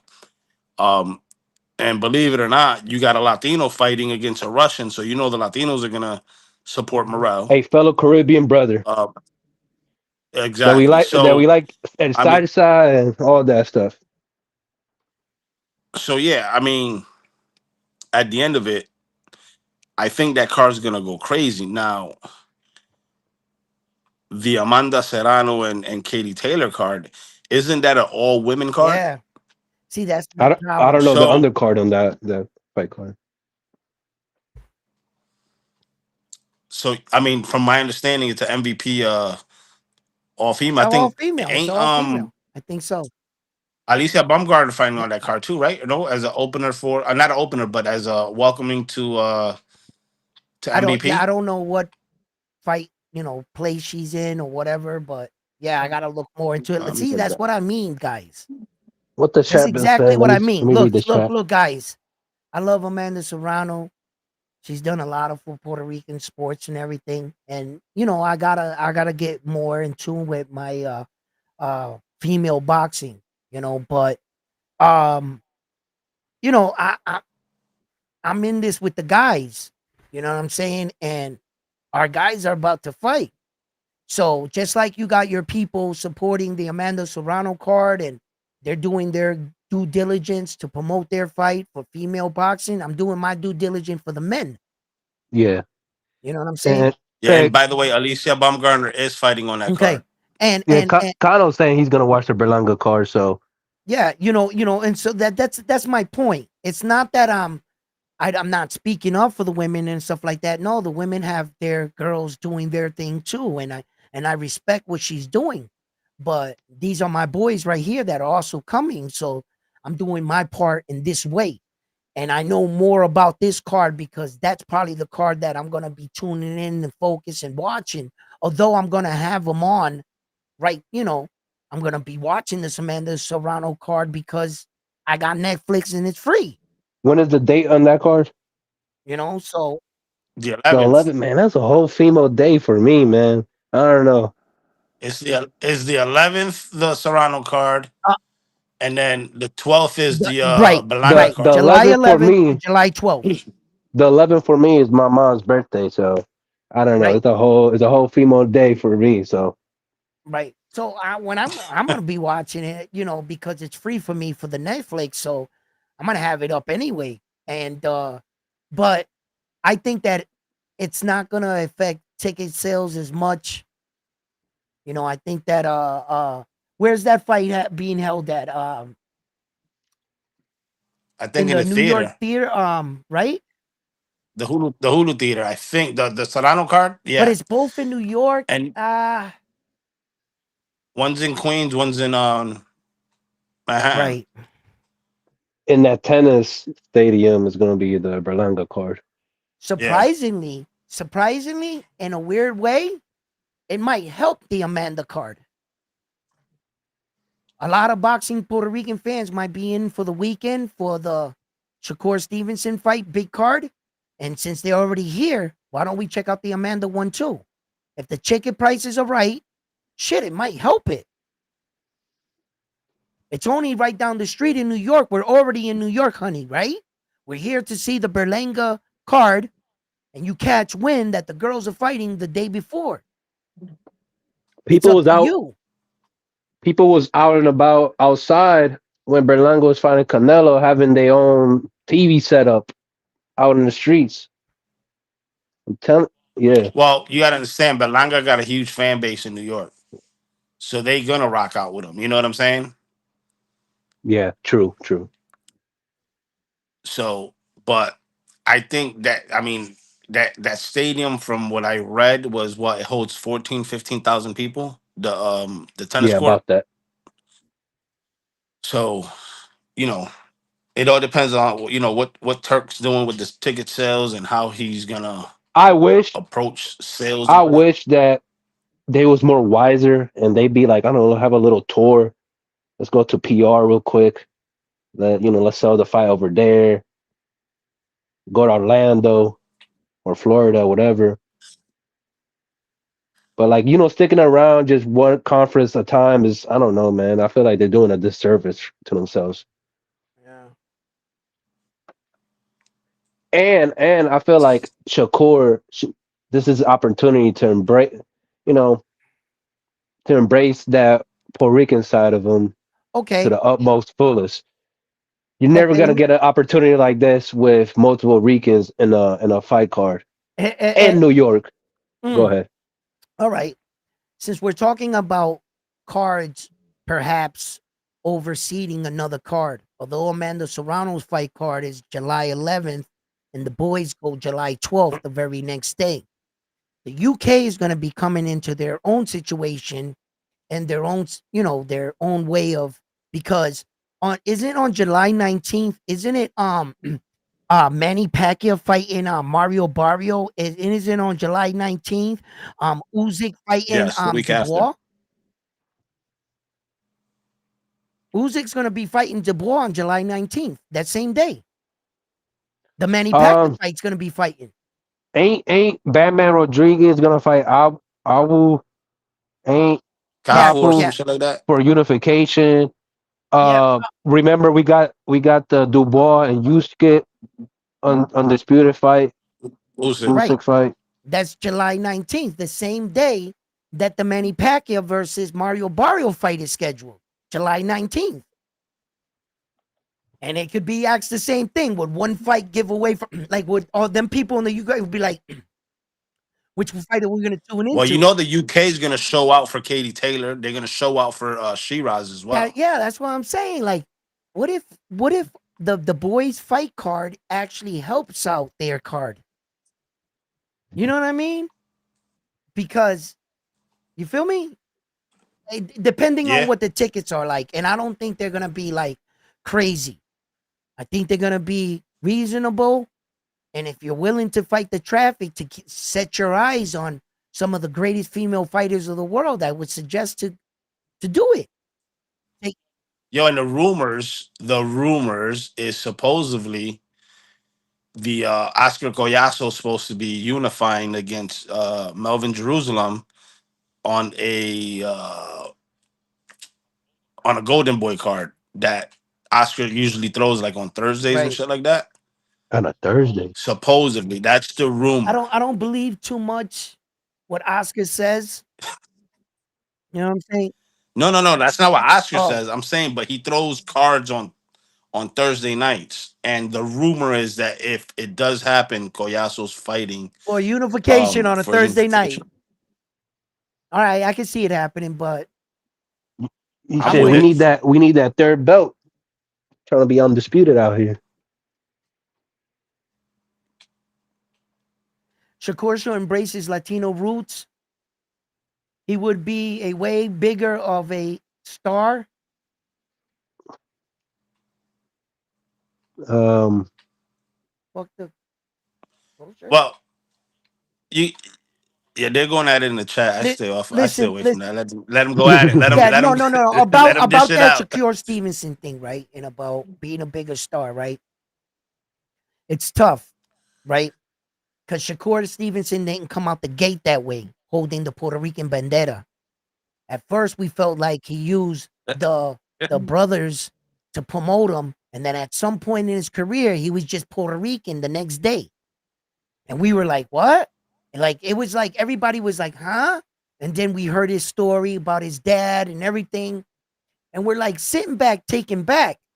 But since he got a lot of criticism from different sides, maybe he fell back a little bit. You heard that dumbass reporter ask him that. You think you should learn Spanish, Shakur, right? And like I was like, bro, that's not what Puerto Ricans about. It's in here, it's in your heart, You gotta understand, you bro. know? His story, like you Yeah, said, he found out his dad was Puerto Rican, so he started looking into his roots and he started claiming it. There's nothing wrong with that. You know what I'm saying? yeah, So I it's don't. like for me. I thought my whole life I was full Puerto Rican until in high school. I did like I found out that I got other Caribbean roots in my oh yeah, bloodline. Yeah,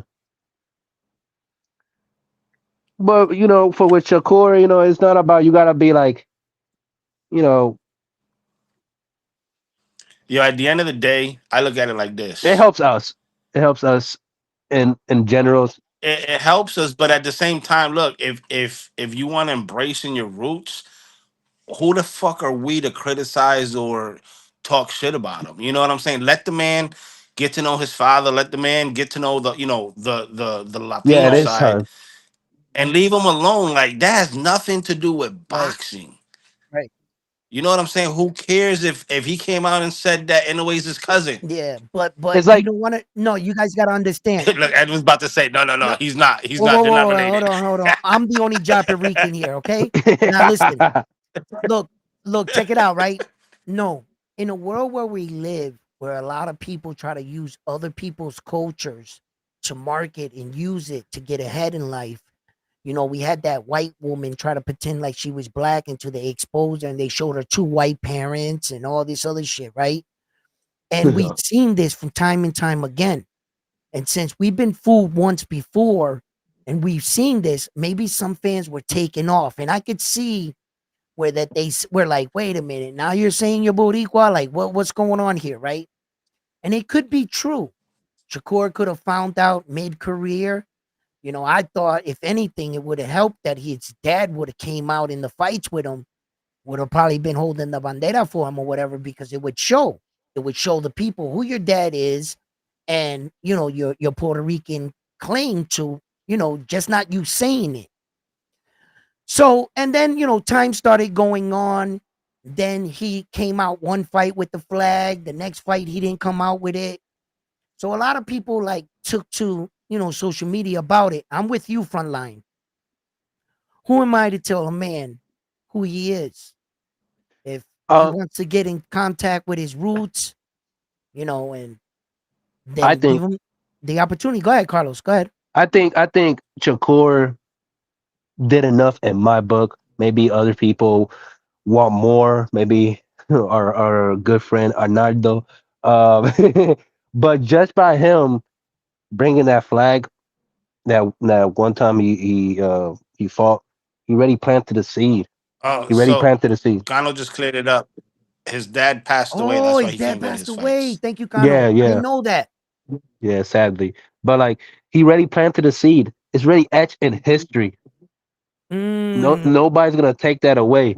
And I felt like I told you about coming when I joined the video, the live. I was like, "Hey, Antonio Vargas is the new WBA world champion," and you said, "Yeah, he's half Puerto Rican." Well, he was already champion, but he Yeah, he got got elevated to elevated, super. but it's like what I want to get here is, are we gonna accept him? He's half Puerto Rican and half Mexican, so he's one of us and a Well, you know rival. what's funny So though? I don't nitpick. He, That's just me. here's the thing about boxing, the boxing community that kills me, and it frustrates me sometimes that I don't even pay mind to people no more when they start talking shit. For an example, Mexican American boxers. For an example, you got Benavidez, Bam, you got got Bam Caldenas, Bam, you got Bam Rodriguez. Ortiz. You ask the Mexicans, and they're like, "Oh, he's not Mexican. right, He's right, right, right, right, born in right. America." Yeah, You yeah, know what I'm yeah, saying? yeah. So they rapidito, they like, "No, he ain't Mexican." Same thing with Puerto Rican or any other culture. Like, dude, if they want to embrace their roots, let Right, them right, embrace their roots. right, I mean, it is right. what it Let is. me get to this super chat right Um, here. Polo Buck dropped the dollar. Thank you for the support. Go ahead, Frontline. Go ahead, Frontline. What you were gonna say? um. So yeah, I mean, these fighters, if they want to embrace their culture, let them embrace their culture. Like, what the fuck does that have to do with the Well, sport? Now, when you start talking reckless, like like the faggot fat, faggot Lopez over there on Tilfimo, he start, bro, like he's getting out of character with like Yeah, irrelevant shit. Like, you want to call somebody out, right. call them out, no yeah. problem. You want to keep it between the two, no Right. problem. You start talking about cultures, you start talking about mothers, you start talking Oh, about family members and shit like that.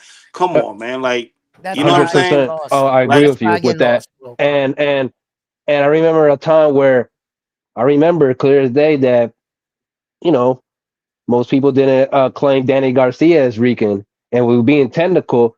Hey, yo, He guys. unified after Tito, and then from that it was Oscar Collazo that's currently unified. But for him being in Philly, they're like, nah, you know what I mean? He's not like one of us, but I still claim him as one of our Puerto Rican champions in history. We got a new guy on the panel. What's up, brother? Salute. Let us know who you are. Oh man, this Chicago kills, baby. What's You up, know, Chicago Kills? How you doing, brother? hey man, bro, I've been looking for you, Man, listen. man. Yeah, Salute. salute, brother. Thank you. Thank you for joining us here at Round One Sports Talk. So you've been looking for me, brother. So what's on your mind? Talk to You me. know, man. I be listening to TBV and shit like that. Yep. And you think they got some little bitch ass TBV callers, Yeah. Polo Bucks, little bitch ass, and this one dude might be, bro. And you know what? They be the main haters that be hating on you. And yeah. you know what, dude? A couple days ago, I was listening. And Ness was getting in Johnny's ass and Two Tone's ass, for letting them know what they was doing or try to do to you was Yeah. bullshit, and they should have had done that shit. And I Right. really respected Ness for that. Because I think that needed to be said. Because you know what, man, we're all grown men. We're all over 40. Right, We're all right, over 40. right. And to be playing like some little high school bullshit, it'd be different if we were in front of each other. But Yeah. we're not in front of each other. You know No. what I mean? You can't do nothing about what people say, but people, this is not a little kid game. But man, nah, I was waiting for you to go live so I could jump on and kind of say what's up. And but after boxing, man, there's been some good shit going on. The press Yep. conferences with Jake Paul and Chavez Jr. Um, what else? The Berlanga shooting up what's his name? The Shiraz, Yeah, Asian yeah, Shiraz. yeah, yeah. dude, Shiraz. That shit was cool. He better watch out. He better watch out. Shiraz don't have a fucking bomb structure. Bro, like, He'll chill, blow up the whole chill, motherfucker. chill. Can't this dude, man. Yo, that was crazy. That was crazy. A lot of people took that different ways, but that's Berlanga style, bro. That's that New York style, that New York aggressive. You know what I'm saying? Yo, Polo Buck is in the waiting. He wants to come in. Yo, Let let his him. Yo, bitch yo, ass y'all on, gotta bro. He's like. a This little ain't the pussy. boxing I, voice. Like we keep it respectful I, here. Little bitch ass. what's Listen, up, what's up? Polo Buck? What's going on, Big Money? What's going on, man? What's up with your boy Chicago Kills? I don't see him supporting your channel at all. He just come over to talk shit. I'm sorry. Hey, If you got something to say, man, go ahead, brother. What you hear me say? I'm a shit talker. Hey, you know what? You be Yeah, you ain't talking got all nothing to that say little now. shit, and So you be say it. talking Come all on. that bullshit on Marco's channel, on Johnny's channel, trying to block me and shit like a little bitch. Hey, look, listen. I'll tell you why I Nigga, blocked you. I'll that's a tell little you. bitch ass shit, blocking Listen, me and shit. listen, What's listen, wrong with you, listen, listen. kid? Didn't you go? Didn't Bitch. you get on the Calling hangout me a spot? racist and shit. Hey, hold on, my nigga. Listen, bro. Didn't you go on the hangout spot, my nigga, and start Hey, don't dropping call the me, motherfucking? don't call me a nigga, bro. Don't You call me that said, you shit, said, bro. you said, nigger, nigger, nigger on Yeah, the nigga, hangout nigga, spot nigga. channel. Right, So, I nigga, you did. getting blocked, my nigga. Hey, That's did I simple as say that. nigga, nigga, nigga? Actually, I was trying to teach y'all some history I don't need your history. about You some keep that real shit to shit, yourself. bro. Keep it to But you yourself. y'all don't want to hear the fucking facts. Y'all just want to be like, oh, racist, racist, racist. Nigga, Listen. we tired of y'all claiming racist and racist. Bro, shut the fuck up with So that you shit. getting, so you getting You timed out, niggas bro? are the Just be ones that quiet, are or you making gonna get timed motherfuckers out. hate y'all ass for all that racist. He racist this, he Y'all hear racist this that. dude, and y'all Bro, still shut ain't the blocked this fuck dude up on your with that channel. shit. I, Nobody gives a Yo, fuck Anytime the y'all about hear shit this is dude, that racist and channel, block that this racist dude. and channel shit, boxing. yeah, bro. Like yeah, y'all yeah, niggas yeah, bringing that yeah. Shut the drama fuck Let's keep bullshit up. it over here. boxing, Like gentlemen. Let's That's keep it cool. back because I ain't gonna make no money on monetize, right? With y'all just swearing on the channel, just throwing it out there. So help a brother out right here. My Let's bad, I keep got baby. this you. boxing right here, fellas. So I got listen, I you. know that you All guys right, didn't let's come get all it. this way to not talk about boxing. What All is right, some of the biggest one more fight? thing, and I'll hop Yeah. off. What's up, brother? You gonna let this man on your channel? He don't support you. He stay back in the background. Let's give I don't see this Hey, dude bro, anywhere. shut So the fuck y'all up, do what let's y'all bro. do. let Get the fuck But out you of here, getting timed bro. out. That's Kick simple as rocks, you that. little bum ass nigga. yo, So see what I'm dumbass, saying? bro. Let's Y'all ever see that dude let's Nigga, I'm support? from Chicago, nigga. Where you from? I Shut the don't care where fuck you up, from. I don't care where you bitch ass from. nigga. Where you from, bro? I don't I care where you from. I Where don't. you I from? listen. You know where I'm I from. Where you from? I had to time them out. I had Trump to time ass them nigga. out. Listen, for right now, guys, I just want to keep it boxing right here. And look, uh Polo Buck, you came up first, and said something to Chicago, and I get it. I get what's going on, but you guys are not gonna use my platform to have your little war on my platform. So I just want to keep it professional right now, gentlemen. We have a lot of people watching us, and let's show that our age here. You know what I mean? We know that ain't nobody gonna get not to only nobody that, we're over a microphone. So let's just forget about all that. You know what I mean? So listen, guys. As far as this card, I want to ask you, Chicago, Yeah. how was that phone call from Turkey, and how was that viable to the card? Did you hear about that phone call? I was listening. I was listening to it live. I thought it was a little cringe, but I thought it was funny. It was cool. I mean, it was different. I liked it. It brought a little spice. It brought a little pizzazz. It brought good. It brought good stuff. Everybody's talking about it. Right. That's what we need. We need things to happen so people could talk about it. so there could be content. It was a little weird, but then when you think about it, it was good. It was good. Right. Publicity. He said some good stuff, and who the fuck does that kind of stuff? I think it was good, bro. I think it was really good. Man, listen, I just thought it was a power trip. You know what I'm saying? How many people in the world could have called and stopped a post, fight interview like that about all the fighters can just interrupt on their day. And Yeah. there weren't many people in the world that could do that. And I think he really wanted to show that he was listening to them. He heard what Ed Hearn had to say when he spoke up in regards to Shakur Stevenson and William Zepeda and the Ringside Magazine belt wanting to be on the line on their fight, considering the winner of the fight, the best 135 pounder in the world. And I saw what Ed Hearn was doing campaigning for his guy. And I saw the avenue that he's taken. Not to mention that, now, weirdly enough, while this fight was announced, Tank Davis and Lamont Roach was confirmed their fight. Like Tank was trying to say something. Shakur comes and puts his 2 cents into it and says, I think Tank Davis is making a mistake. I think he's making a mistake fighting him again. So there was just a lot of fights on top of each other. There was a lot of fighters on top of each other and a lot of these fights. And I think a lot of these guys were like trying to steal each other's spotlights in the moment. What's I going on, guys? said, What's going oh on? my god. I'm just having Uh, I'm just having a little I'm chuckle. I mean, enjoying it. yeah, yeah, thank you for like, yeah. Está cabrón, mano. Pero, what you think about it's confirmed now, August 14th, Tank and the rematch with Lamar Roach. Uh, Tank needs a new approach. Well, look, check it out. I Do you want to address that first, Yeah. Edwin? Okay. Okay. Wait. I once heard this described as Lamont Roach beat Lamont Roach beat less engaged Tank Davis, right? And that Lamont Roach came in on his best, right? And you guys heard me talk about this. You guys heard me talk about this. I believe Lamont Roach, the reason why he looked like that against Tank Davis is because he sparred a lot with Tank Davis, and he was real familiar with Tank Davis's style. He knew Tank Davis like really good because of the way they used to spar with each other. He had information most of these boxers don't have. That's why I think Lamont Roach looked that good against Tank. I don't think he's going to look like that against the rest of the top guys, but it was just because. And then you saw what Tank Davis tried to do. He tried to switch up coaches to try to switch up his approach from what Lamont Roach was used to.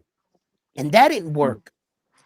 So, I think that Tank Davis had a lot going on during that fight, coming in with Lamont Roach on the outside, but I'm not going to use that as an excuse. That's on him. That's on him. That's on you, Tank.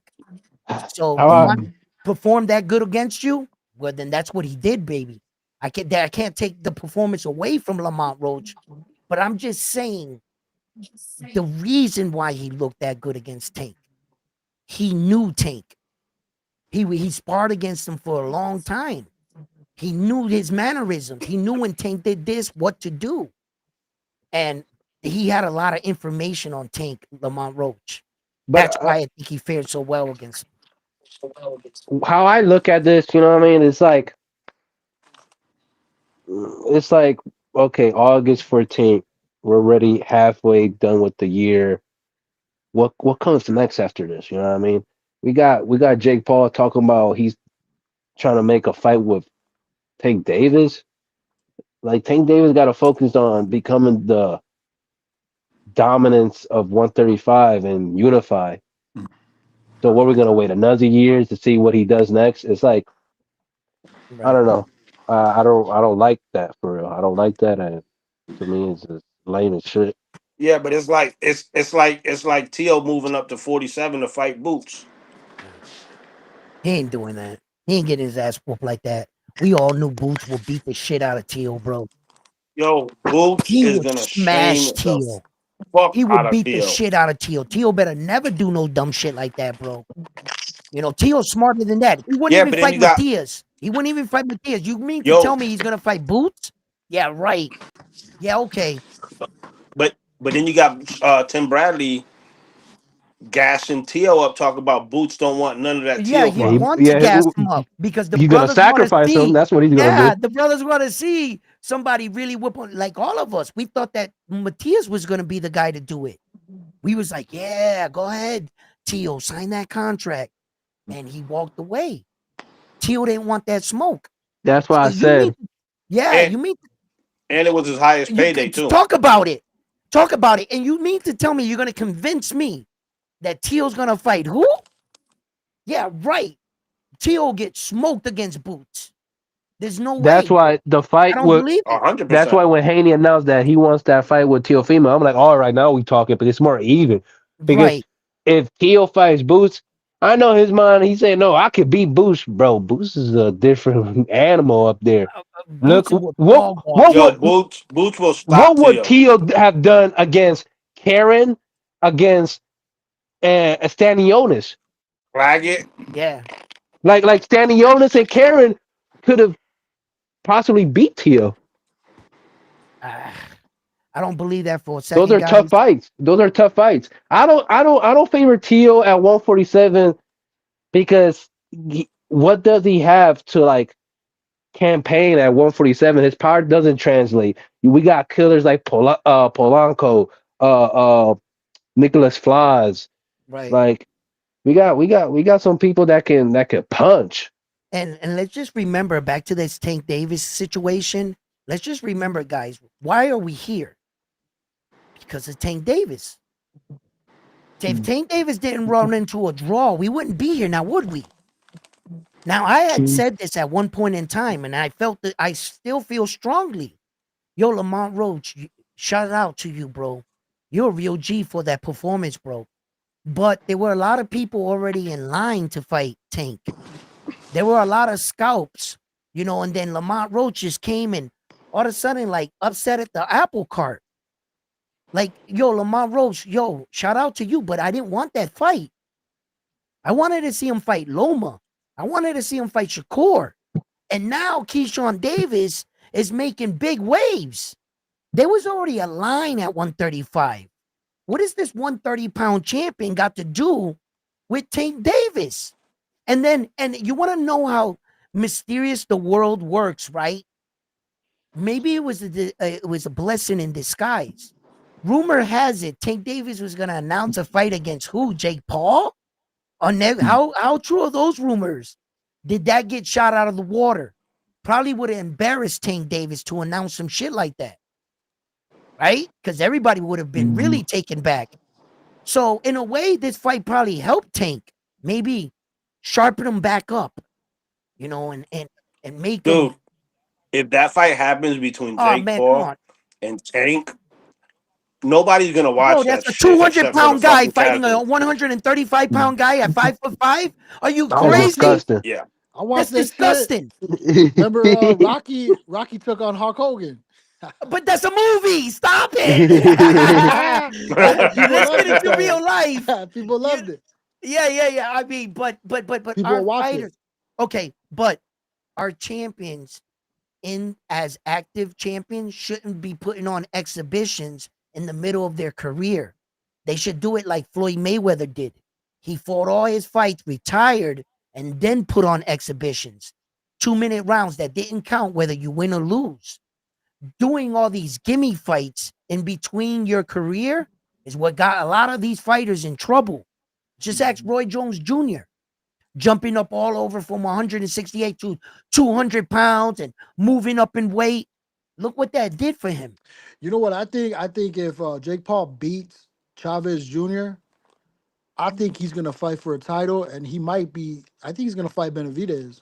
Rumor has it that fight is not selling as much with Chavez Jr., and they might get a replacement. No, it's gonna sell. It's gonna sell. Okay, The okay. Mexicans, I mean, the Latinos are gonna I'm, buy it. I'm just talking with I think guys so. behind the scenes. You Yeah. know, Shit, the I amount Yeah. of this isn't disrespect, the amount of disrespect that Jake Paul been saying to Julio Chavez Senior, man, Yeah, yeah, they've they're been gonna really support. building it. Yeah, but behind the scenes, like to a couple guys in big circles, Yeah. they're like, man, it's not. You know how when we try to like promote something, we're gonna make Mm. it seem bigger than what it is. You know what I mean? And from what I'm hearing, it's not doing as great. But But don't you you know think what? that's a disrespect from boxing? Um, What? having Tank and Jake Paul in a possible fight, Oh no, that's knowing huge. that In my eyes, it is. In my eyes, it's a that's a slap huge. to our face for the Yeah. simple fact is that, dude. So you're not willing to go up to 140, but you rather have this amusement park ass fight with Jake Paul. Like, what are we No, no, talking no, about no, no, here? no, no, no, no, no, no. And that's not even why I would be mad about it. That's not even why I'd be mad. What about the men that fought their entire career, 10 years, 12 years, to get off the ranking, to get stalled out by the champion Tank Davis because he wants to have a gimme fight? Why don't you ask the number one, the number two, and the number three contender how they feel about their gimme fight and Well, how shit. you're I holding mean, up my career? they got Shakur there. Fuck Why Tank. don't you? Fight Yeah, Shakur. but what? Why don't we talk about all the men that are in the WBA ranking that wouldn't be happy with? Oh yeah, you know what? Tank Davis and Jake Paul should have a gimme fight, and we should wait. Our Well, can't career they? should go back a year, Can't they but strip? just for them to go have a money grab fight right now, Can't they strip Tank? Isn't there huh? some type of strip like they could strip him if he doesn't Huh. fight in a Tank certain amount of Davis months is or in something? Tank Davis is in the Canelo Alvarez protection program when it comes to boxing. Yeah. And the first man that speaks up in the office to strip Tank Davis, he's fired. Get him out of here. Did you just really want to just strip the one of the cash cows of TV?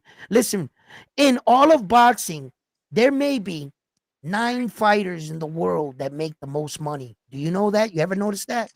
There's only like 3 of them that fight on pay-per-view, right? And then it makes 6 because you have to have an opponent. Who is it? And then Canelo, the other Ryan, guy and gets a Tank. credit, right? Tank Yeah. Davis is one of the biggest cash cows in boxing. Go ahead in the WBA headquarters and say, hey, I want to strip Tank Davis. Man, they'll knock that guy out and kick him out the office. What are Fire. you crazy? What are you crazy? Like Hey man, that's that funny. 13% is higher than any other belt. Mhm. You see what I'm saying? So when it comes to that, they're not going to do that to Tank. And I don't But see but that they happening with the but they WBA. will but they will strip well, but rightfully so. I'm not What? disagreeing with it. But with Lomachenko, Okay. Now, Raymond Lomachenko has been Murataya taken off the deserves a world ranking. title shot. Yeah, the IBF is closing in on Lomachenko and his excuses. The one thing that Lomachenko has been doing, him and his team has been providing proof for stalling out the IBF. Okay, they came up with the X-rays. The IBF gave them a deadline, I believe it was. I forgot what the deadline was. They showed proof, so the IBF extended Lomachenko's thing. So now they're getting to a point where what? They're pushing him into a corner. They've already taken him out of the rankings. So he's in when he comes back, he'll come back like Errol Spence Jr. did against Terrence Crawford. When Errol Spence Jr. entered the ring against Terrence Crawford on BoxRec, he was listed as an inactive fighter due to inactivity. All he was entering the ring was with his name in actuality. What he was considered as a pound for pound fighter, the three belt holder. But in real life, when they wrote it in the history books, Terrence Crawford versus Errol Spence Jr., Errol Spence Jr. was inactive. As soon as Errol Spence Jr. lost, the next day they ranked him on BoxRec. But just remember, he came into the fight an inactive fighter. But my Just like question to you: what? you think Lomachenko is going to retire? Yes, I think he should. I think he Man, should retire on top. No, Bobby Carlos, check this out. He beat no, All I'm not Cambosos. upset. I'm not. huh? He knocked out Cambosos. Yeah, well, yeah. Cambosos went life to death with a boys club fighter the next time. Um But like, for 12 rounds. But listen, check But this wait, out, Carlos. nobody knocked out Cambosos but Lomachenko. you're breaking in and out. I I can't know hear you you. can, man. What? I'm gonna jump out and jump back in. Okay. Okay, go ahead, brother. What I'm saying is, guys, right? As far as retiring, right? And all the fighters dream to retire on top. It seems like the fighter always pushes the envelope. He wants one more fight until you lose. Then you're in that position when you where you lost and you're telling yourself, I don't want to go out as a loss on the end of my career. I don't want the people to remember the last fight I had a loss. So and then it gives you the excuse to get in the ring again, right? And what I get happens? that, What happens in those moments a lot?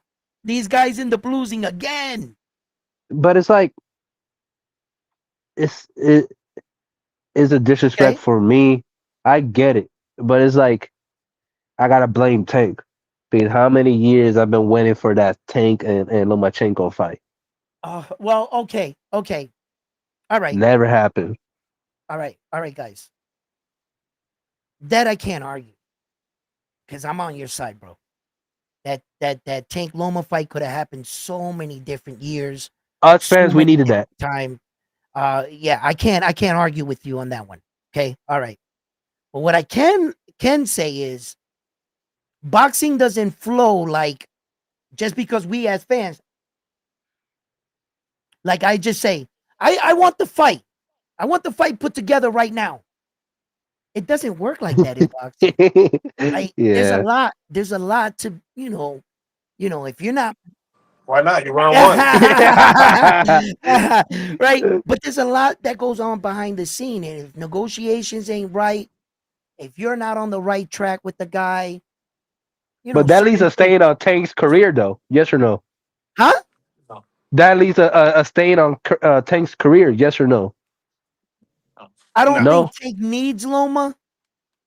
I don't think he needs him. It's a good scalp though.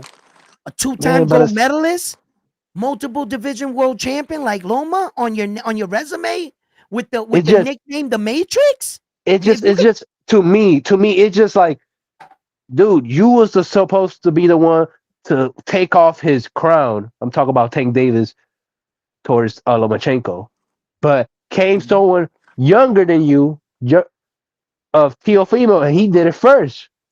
And then I'm and not gonna Devin talk about Haney that. did it, And then Haney was and then Devin controversial, but Haney still did it. though, you could So put so so you go ahead, go ahead. so Teofimo Lopez could do it. David Haney can do it, but the remarkable Tank Davis didn't do it.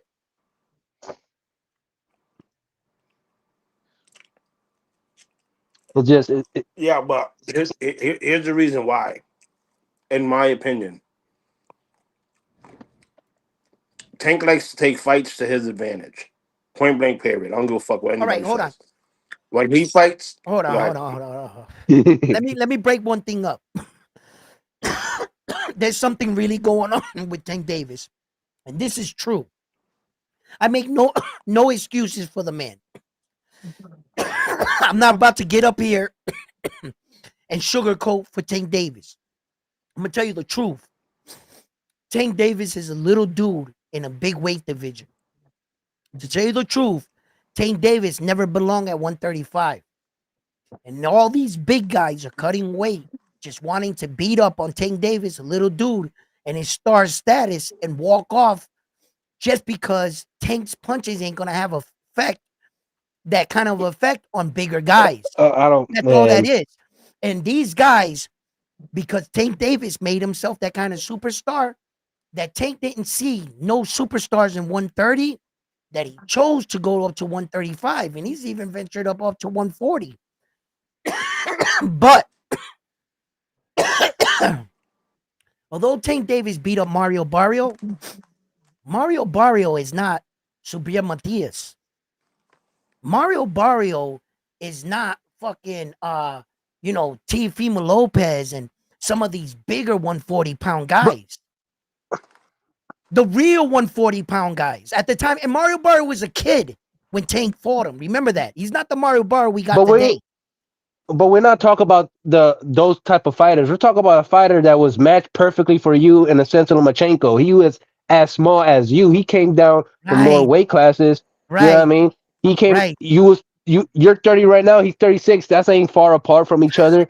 And it's like right. it we lost that fight because We kind politics. of did. Because We kind of did. We kind of did. And now, you want to know one of the things with Tank Davis, with those kind of fighters, they're real explosive up top. They bring a lot of problems and a lot of action with their fist up top, just like David the Monster Benavides.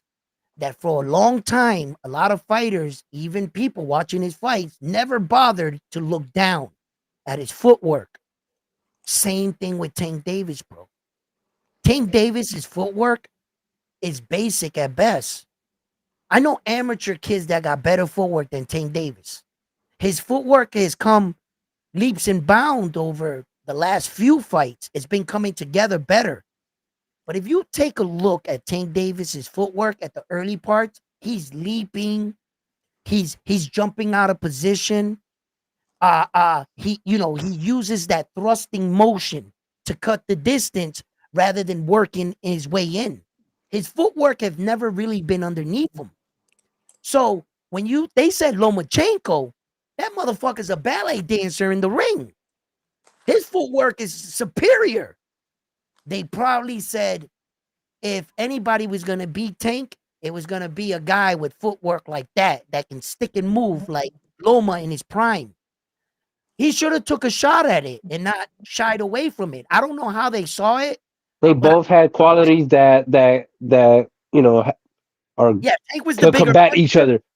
Tank was the And bigger puncher, but Loma moved better and was a yeah, he little had bit quicker. angles. Yeah, He has quick but Tank, angles and stuff like that. But it's like yeah, I seen Lomachenko get dropped by Jorge Linares. I seen Lomachenko had a tough fight with Jermaine Ortiz, and it's like there's Well, no excuse for each other in the sense of each other could possibly. We're never gonna see the fight, so we don't know who's gonna win each other. But I'm just saying, right. why not have that fight if you don't believe in your skill set, if you don't believe your powers, if you don't believe your skills? But go ahead, Frontline. Sorry to Yeah, cut go you ahead, off. front line. Go ahead. That Jermaine Ortiz and Loma fight. The reason why it looked the way it is because Jermaine was Loma's sparring partner for a long time, so they knew each other's tactics, and it's the same shit that happened with Roach and Tank. Now Yeah, Loma and Tank, I think Tank if Tank catches Loma, he might sleep him or hurt him, hurt him bad. That's what I'm saying. If he catches him, Loma is at an age right now that his footwork is not the same as it was back when the fight should have happened. Right, yeah. So if the fight would have happened before when it was supposed to, I think he would have outboxed Tank for sure. right. I think it would have favored Loma back then, but I think Correct, it favors Tank now. correct. Yeah, you know, And, and and yeah, and go ahead. Tank is the type that he likes to bring people up or down from different weight divisions to fight him. Yeah, And if you think about it, when has he ever fought a champion? no, Mm, and then he's gonna slap weight claws on these guys because he wants them to be even in stature. You know, he wants his punches to be able to have the same effect as their punches onto him. Because Tank really never fought a guy smaller than him except Isa Pitbull Cruz. Now, like, to your point, I wanted to get to that was, see, Loma was his size.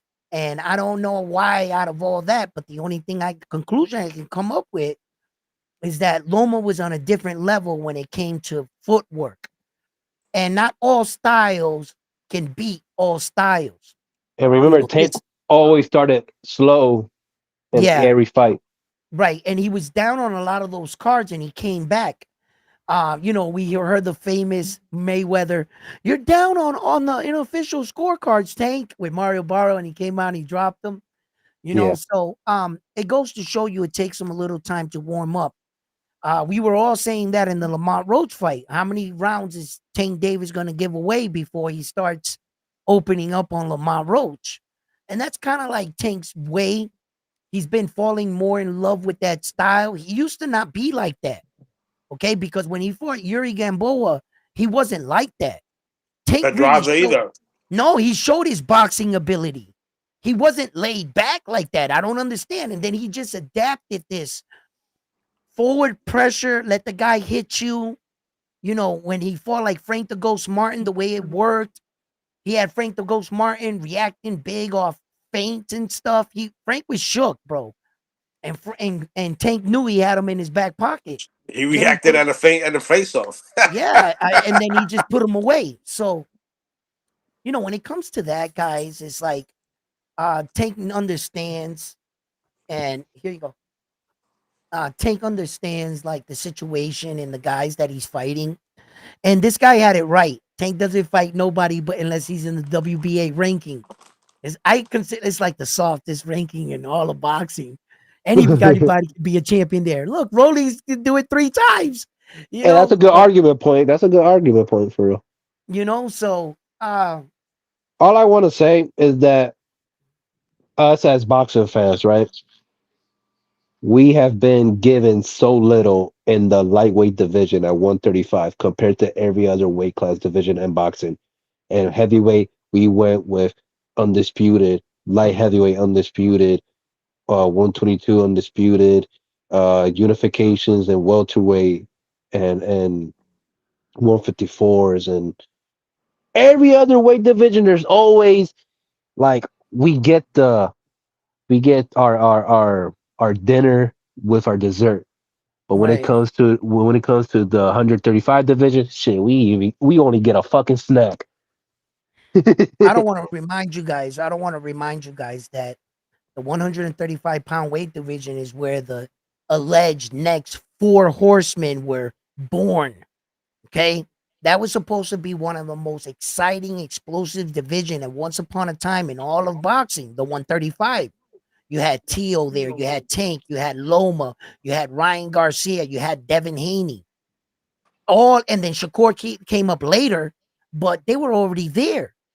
All those Yes. guys were supposed to fight each other. We were supposed to have a hell of a fucking time in boxing. What happened? Ryan Garcia ended up fighting most of these guys. You know what I mean? Like Ryan fought Tank, Ryan fought Devin, you know? And I was when the smoke cleared, I was surprised of the outcome. We didn't get Tank Davis versus Devin. We didn't get Tank Davis versus Loma. You know, we finally got Devin versus Loma. That was one that we probably got, but that was really not the main one. And the Teofimo Lopez name drifted out of the equation. When Teo didn't fight none of those guys and they didn't fight Teo, I don't know what the hell happened there. Then everybody started moving north and también nothing happened.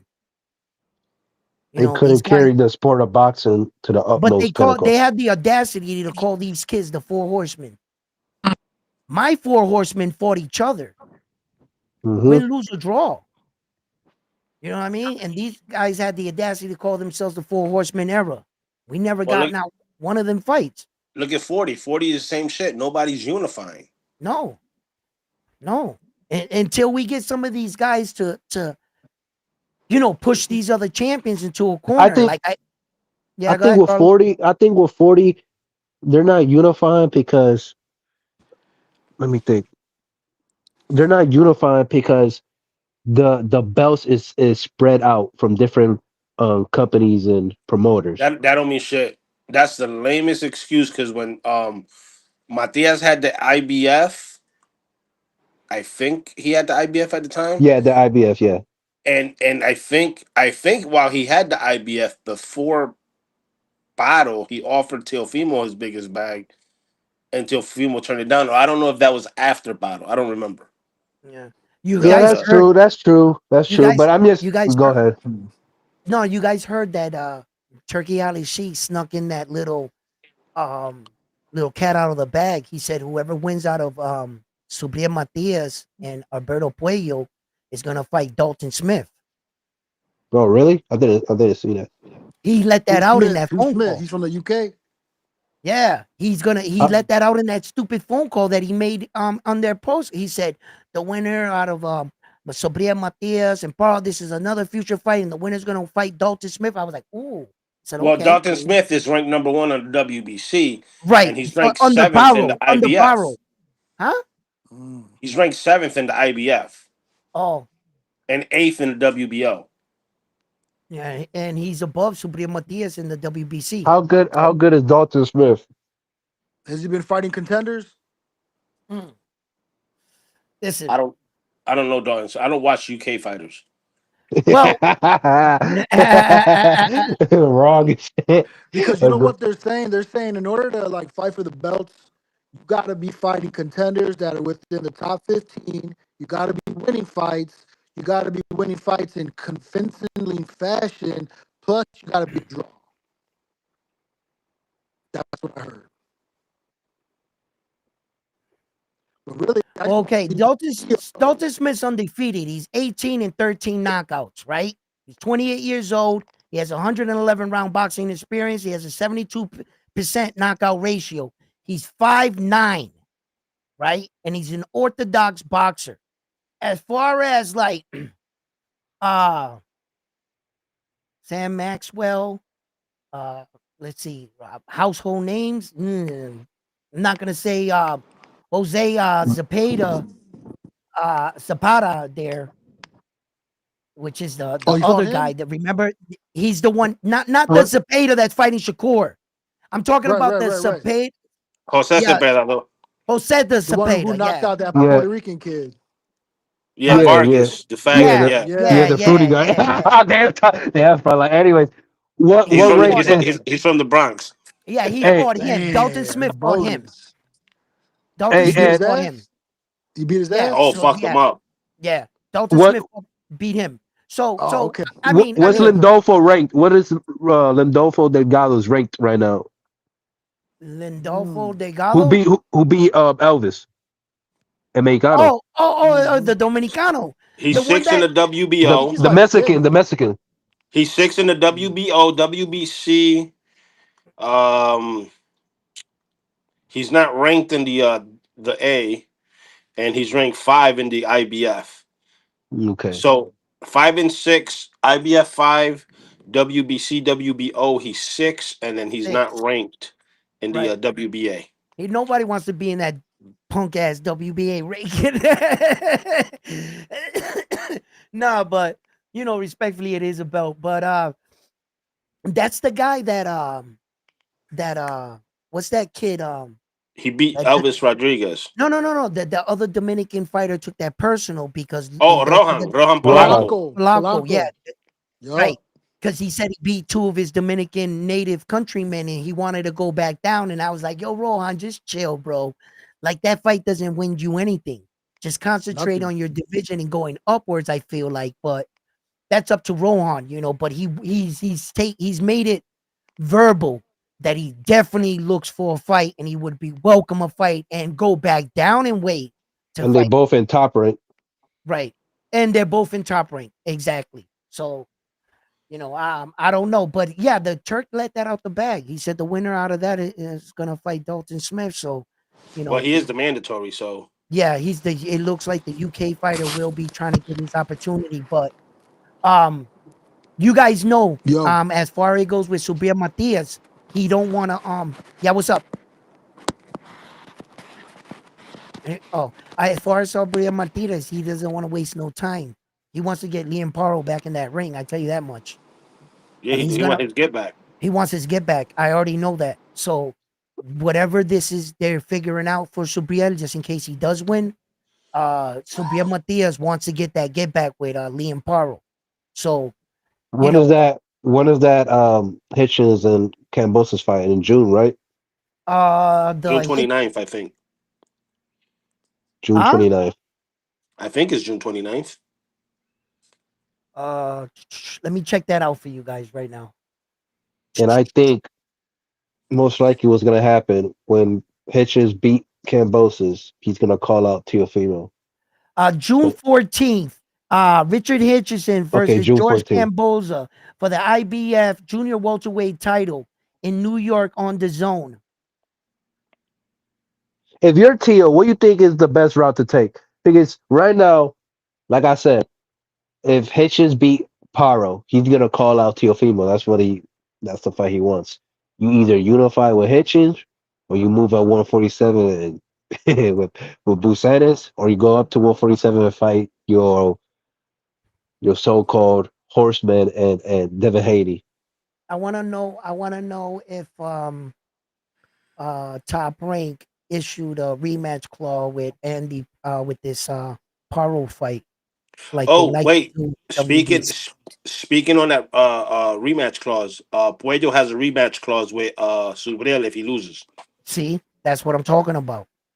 I'm glad you brought Oh, that up just now. You just reminded I me. didn't know that. You see, that's I need to know shit like this because Yeah, so there that there is adds a to the. rematch clause There we on the go. See, Puello Subriel they're not fight. sleeping. They're not sleeping like they did with his IBF title out there in Puerto Rico with Liam No, no, Paro. no, no.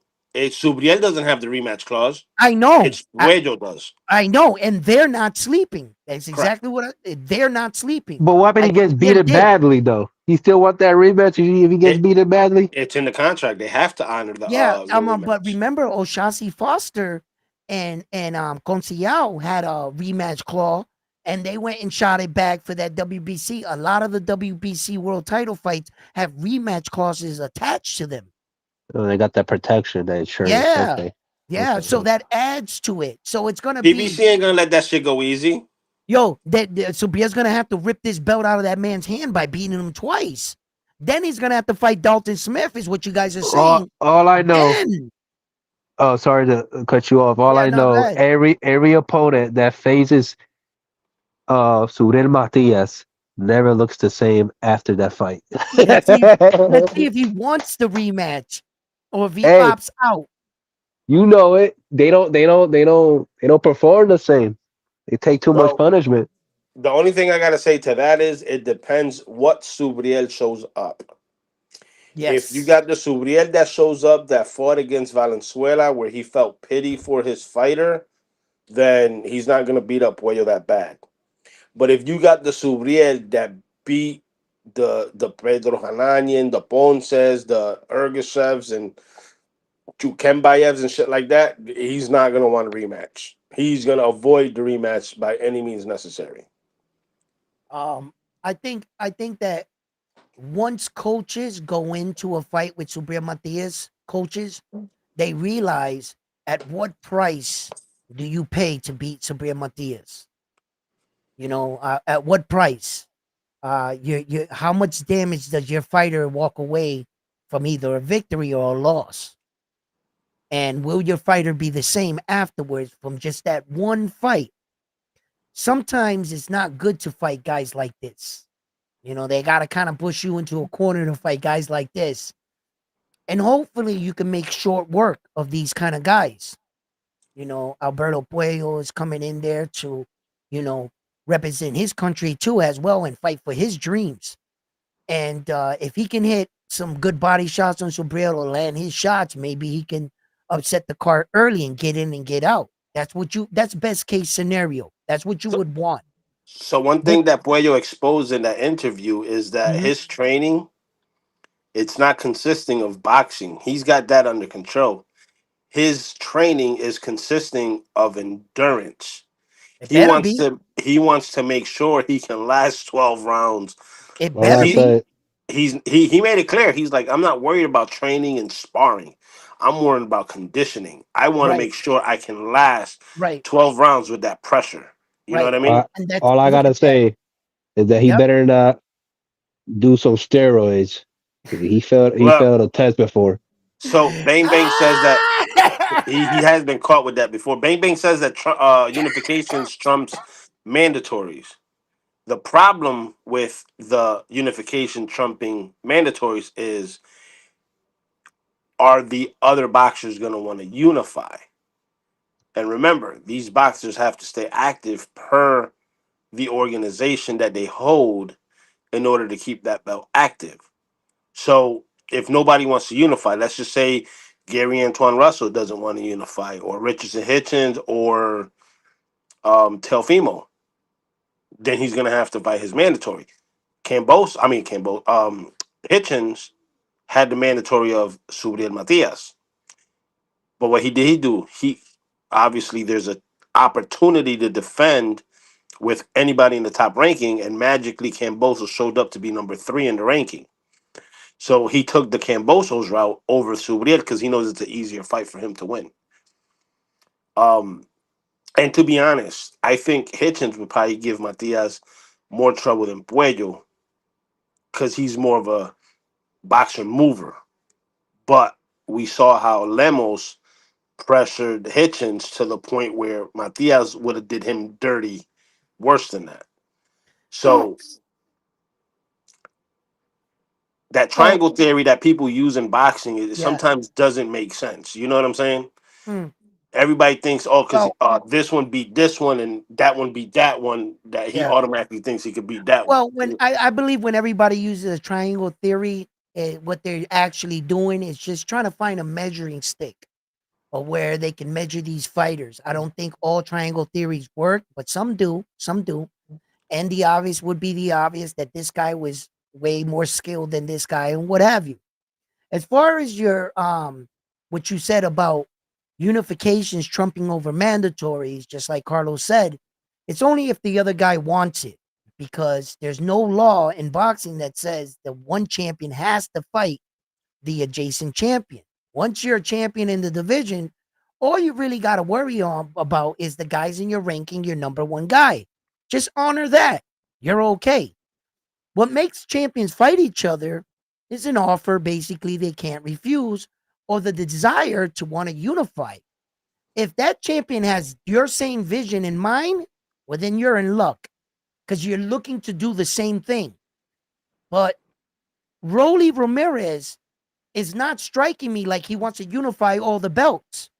I think he's content with winning the WBA, right? That little regular.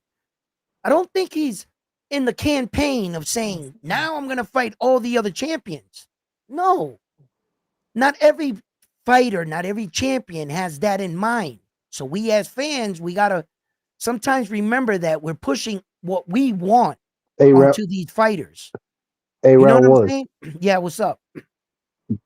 That WBA belt is so confusing to me sometimes because, like you said, they're regular, but it's not the official world title in a sense of the super that Boost Ennis have. That's So why the WBA it is fe- it, nasty work. it feels like a pseudo interim belt. I don't know how I don't know. It's weird. It's Okay, weird. Carlos, explain to me, explain to me how in a good world, this is why BoxRec has them all for their ranking. They don't consider their belt a belt anymore. Why? Because the WBA would want you to have given two men at the exact same time championship credit. They want you to award the super champion, acknowledge him as the world champion, and they Hmm. want you to acknowledge their regular champion as a champion That's the weird. exact same time. How do you share a championship? You Who's just number can't. one? Right. So if you can't share a championship, explain to me, just tell me who is your champion. You And they know, say Duran Butenis, well, then we say, then okay, Rolly, you're not a champion. They turn around and say, yes, he is. He's the regular champion. We're that's like, why he's been saying, "Oh, I'm 3 time. I'm three right, time." right, because under the WBA, how they're presenting it, he is a champion according to them. And that's why the box rec won't acknowledge their belt, the WBA belt. Oh, okay. You They know, won't, I in my mind, and how they I told them until you fix that, we're not acknowledging your belt. hey Edwin, in my mind, how I make it easier for myself to understand this shit, Yeah, this BS. I'll be like, if they don't got that WBA belt with the 2 lines and a side to side, that super yeah, champion, he not a real, champion champion. champion. Well, the WBA with the 2 lines, the side to side, that's the real WBA belt that I like. Well, and the crazy thing is, right?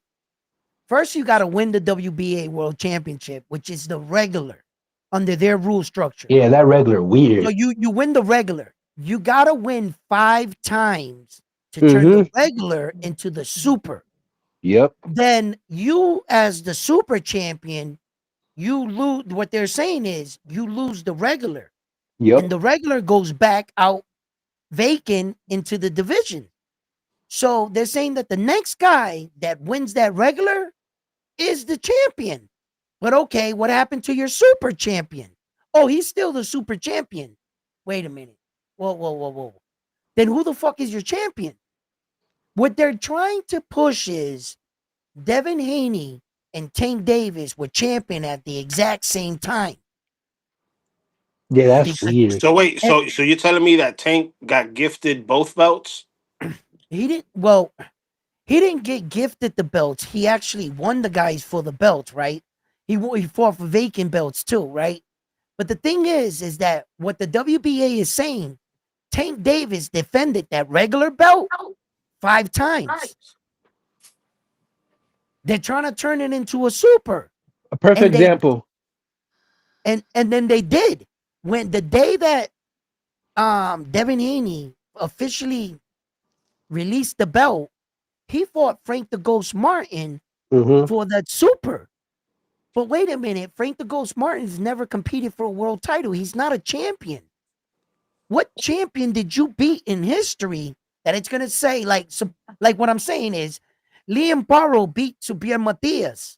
When it writes in history, it's gonna say Liam Barrow beat Super Matias, which was the IBF champion. Okay, for Tank Davis situation, Tank Davis beat who?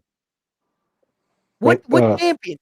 Frank the Ghost Martin wasn't a champion. Exactly. But you know what's So you Was yeah, know it a what so perfect Gmail you champ huh? or was it a Gmail champ or was it a No, AOL it champ? was a definite fax machine 2000 model. It was a very listen. complicated Perfect machine. example I could It bring had to you color about this. coordination on it. It had sizing. It was a good machine that they faxed it over. You got to You admit, know it was like state of the art machinery because that's this all he beat. round one. This is a perfect example with this topic. Uh, David Morrell had the regular WBA while Bivol had the super Right. That's look at the IBF, the WBC, and the WBO. WBO are all telling that WBA, get your shit together. Here's the problem with the WBA. They lost their fucking mind, bro. This belt right here, the black belt. Keep in mind, that's the original belt. That's the The oldest first one. belt. That's the oldest belt. All the other belts come from the WBA. I think they just lost their mind and think that You, they that you think they powerful. lost their roots? They lost their Yeah, roots. they lost their way because they gotta be out there rabbit effing mind. If you're gonna convince me that two guys can be a champion at the exact same At the time, same time. it That's weird. doesn't listen. The WBC, although they do the same thing, the IBF and the WBO, everybody's been at faulted for interim belts and things like that. But the one thing about the other organizations, they won't lie. They must keep their belt and their champion prestigious. They're gonna tell you who the real champion is if That's you, why. That's yeah, why Teofimo was the Super WBO champion, and right. Barbosa was the interim. You know what I Okay. mean? So when you put gold around that WBO title, Yeah, the you know trim. where it's white, the Yep, trimming and everything turns gold, it means something. That it's means offensive. something because you defended that belt multiple times in order to turn into a super. But now guys are looking across the ring and looking at that WBA super and they're laughing because in actuality, Tank Davis's 5 title defenses to his W should have never counted. It should count the moment he got the real one. And Ooh, although it would have been vacant with Frank the Ghost Martin, I would have took that as okay, one. I would have said one at that point, but you would have needed 4 more. He was honored the super that night.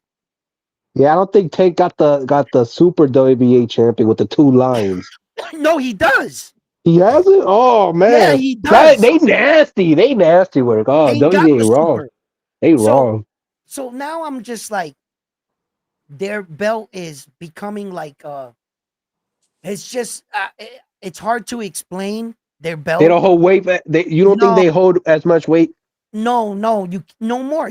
There's nowhere in history you're gonna tell me in any major sport you share a championship. Where is it that the Lakers and the Celtics can go to the World Championship and walk out both champions?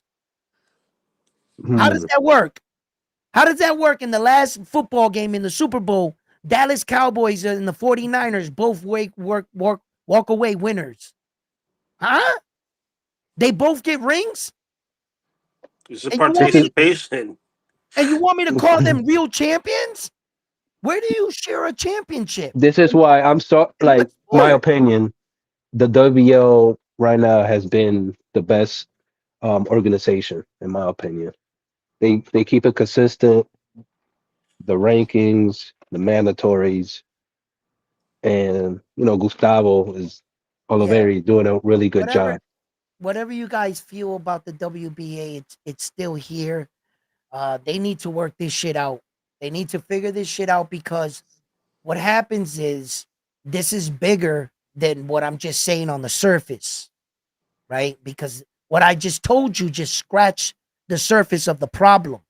The real problem lies in the record books. That's what I want to get at round one. When Like when you said when to change this problem, but then we got to change the past, and listen, that's a that's messy that's a situation. messy situation because they want to deem these guys world champions, and they're telling their organization that these Rody's going around saying he's a three-time WBA world champion. Hmm. And he believes that because the organization is telling him, yes, you are, son. Yes, you are. So what the hell is Jerron Boots Ennis's belt? It's like big brother, little brother shit. I don't know No, how to no, explain it. no. And then I go back to square one. Where do you share a championship at? You can't. Round one, the Nostradamus belt. That gets shared a lot. No. But it's always one person. There's no two Notre Dame winners, What are you huh? talking about? In the same day. And the, Yes. okay, okay. You know what? You know what? That did happen one time, but since those are all Notre Dame's world title belts, you know what I'm saying? We can allow that to happen in the moment because look what happened next week. I was back on top. So you see what I'm saying? It's a win-win. You know what I mean? But no, really, it's just a crazy situation with the WBA. No matter what you think about it, their belt is here, whether you honor their champions or not. I think it's a messy situation. I think they need to fix this because it's going to affect the record books. It but really the, is. but if you won the regular WBA belt, you gonna throw it in the trash or you gonna embrace As a it? fighter, I'm going to embrace it. Ah, And okay. and if I was Rolly, I'd be running around calling myself a three division world champion. I mean, and yo, it doesn't matter. I won the belt. You know what I'm saying? And they're telling me that I am a champion. I will go with the bullshit. Why? Because I would be the one with the belt. You know what I'm saying? I'm not gonna shoot myself in the foot. You want me to call myself a second? Nah, fuck it. They're telling me I am. Let's go with it. You know what I mean?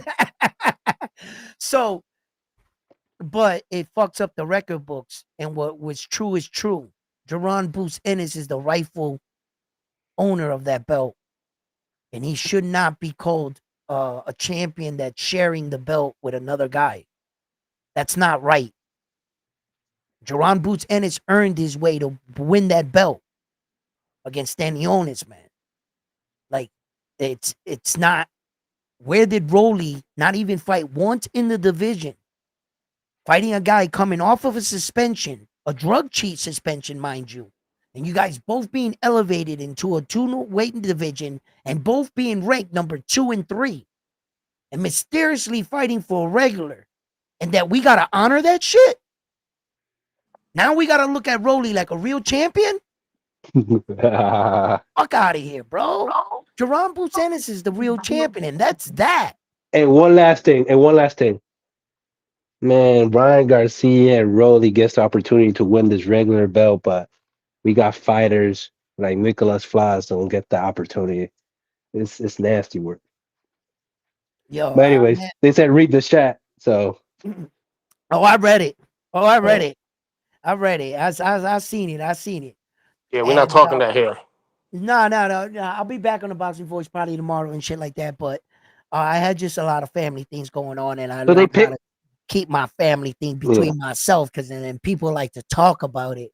But my closest guys in my circle know what I've been doing, and yeah, yeah, So Tina Raul, says what that you go he ahead? says I'm pretty sure WBA started that with Floyd and Thurman, made Thurman WBA regular.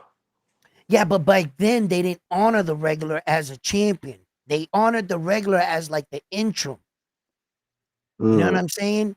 And But, then all of a sudden, out of left field, they just started a fight.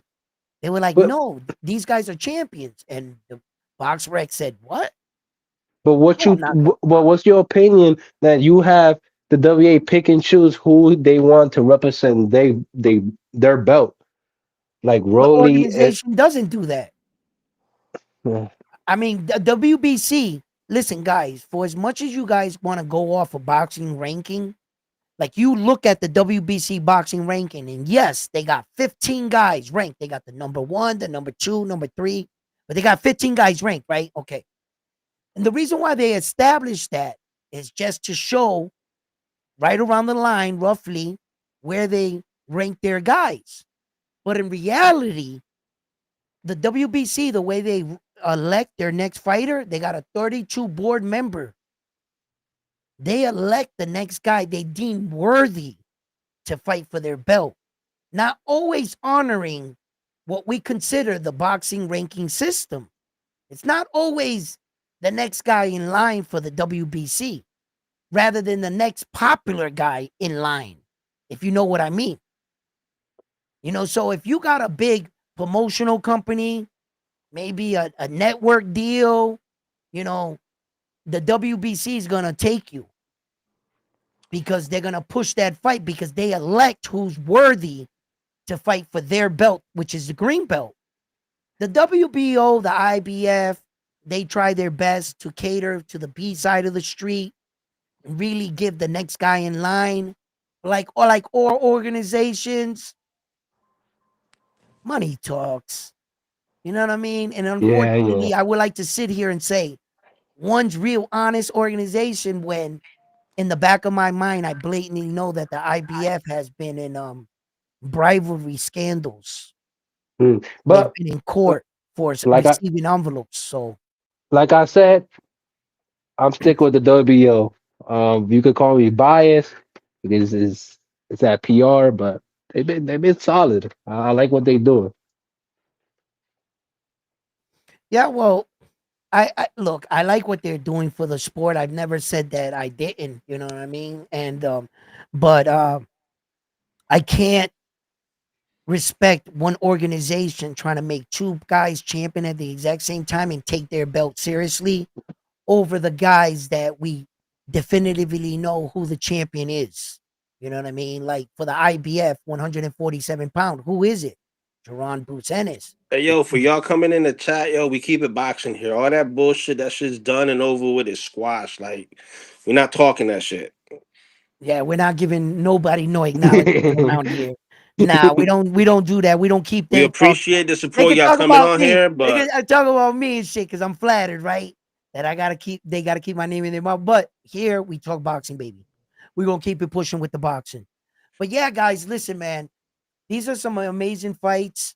We got a lot to break down and talk about as we get closer to the fights. Yep. And we have a lot of yo, others Latin fighters too, that are gonna. real quick, Edwin, Yeah, what's up? Talk to me. Talk to me. just real quick, because I'm about to get off anyways. Yep.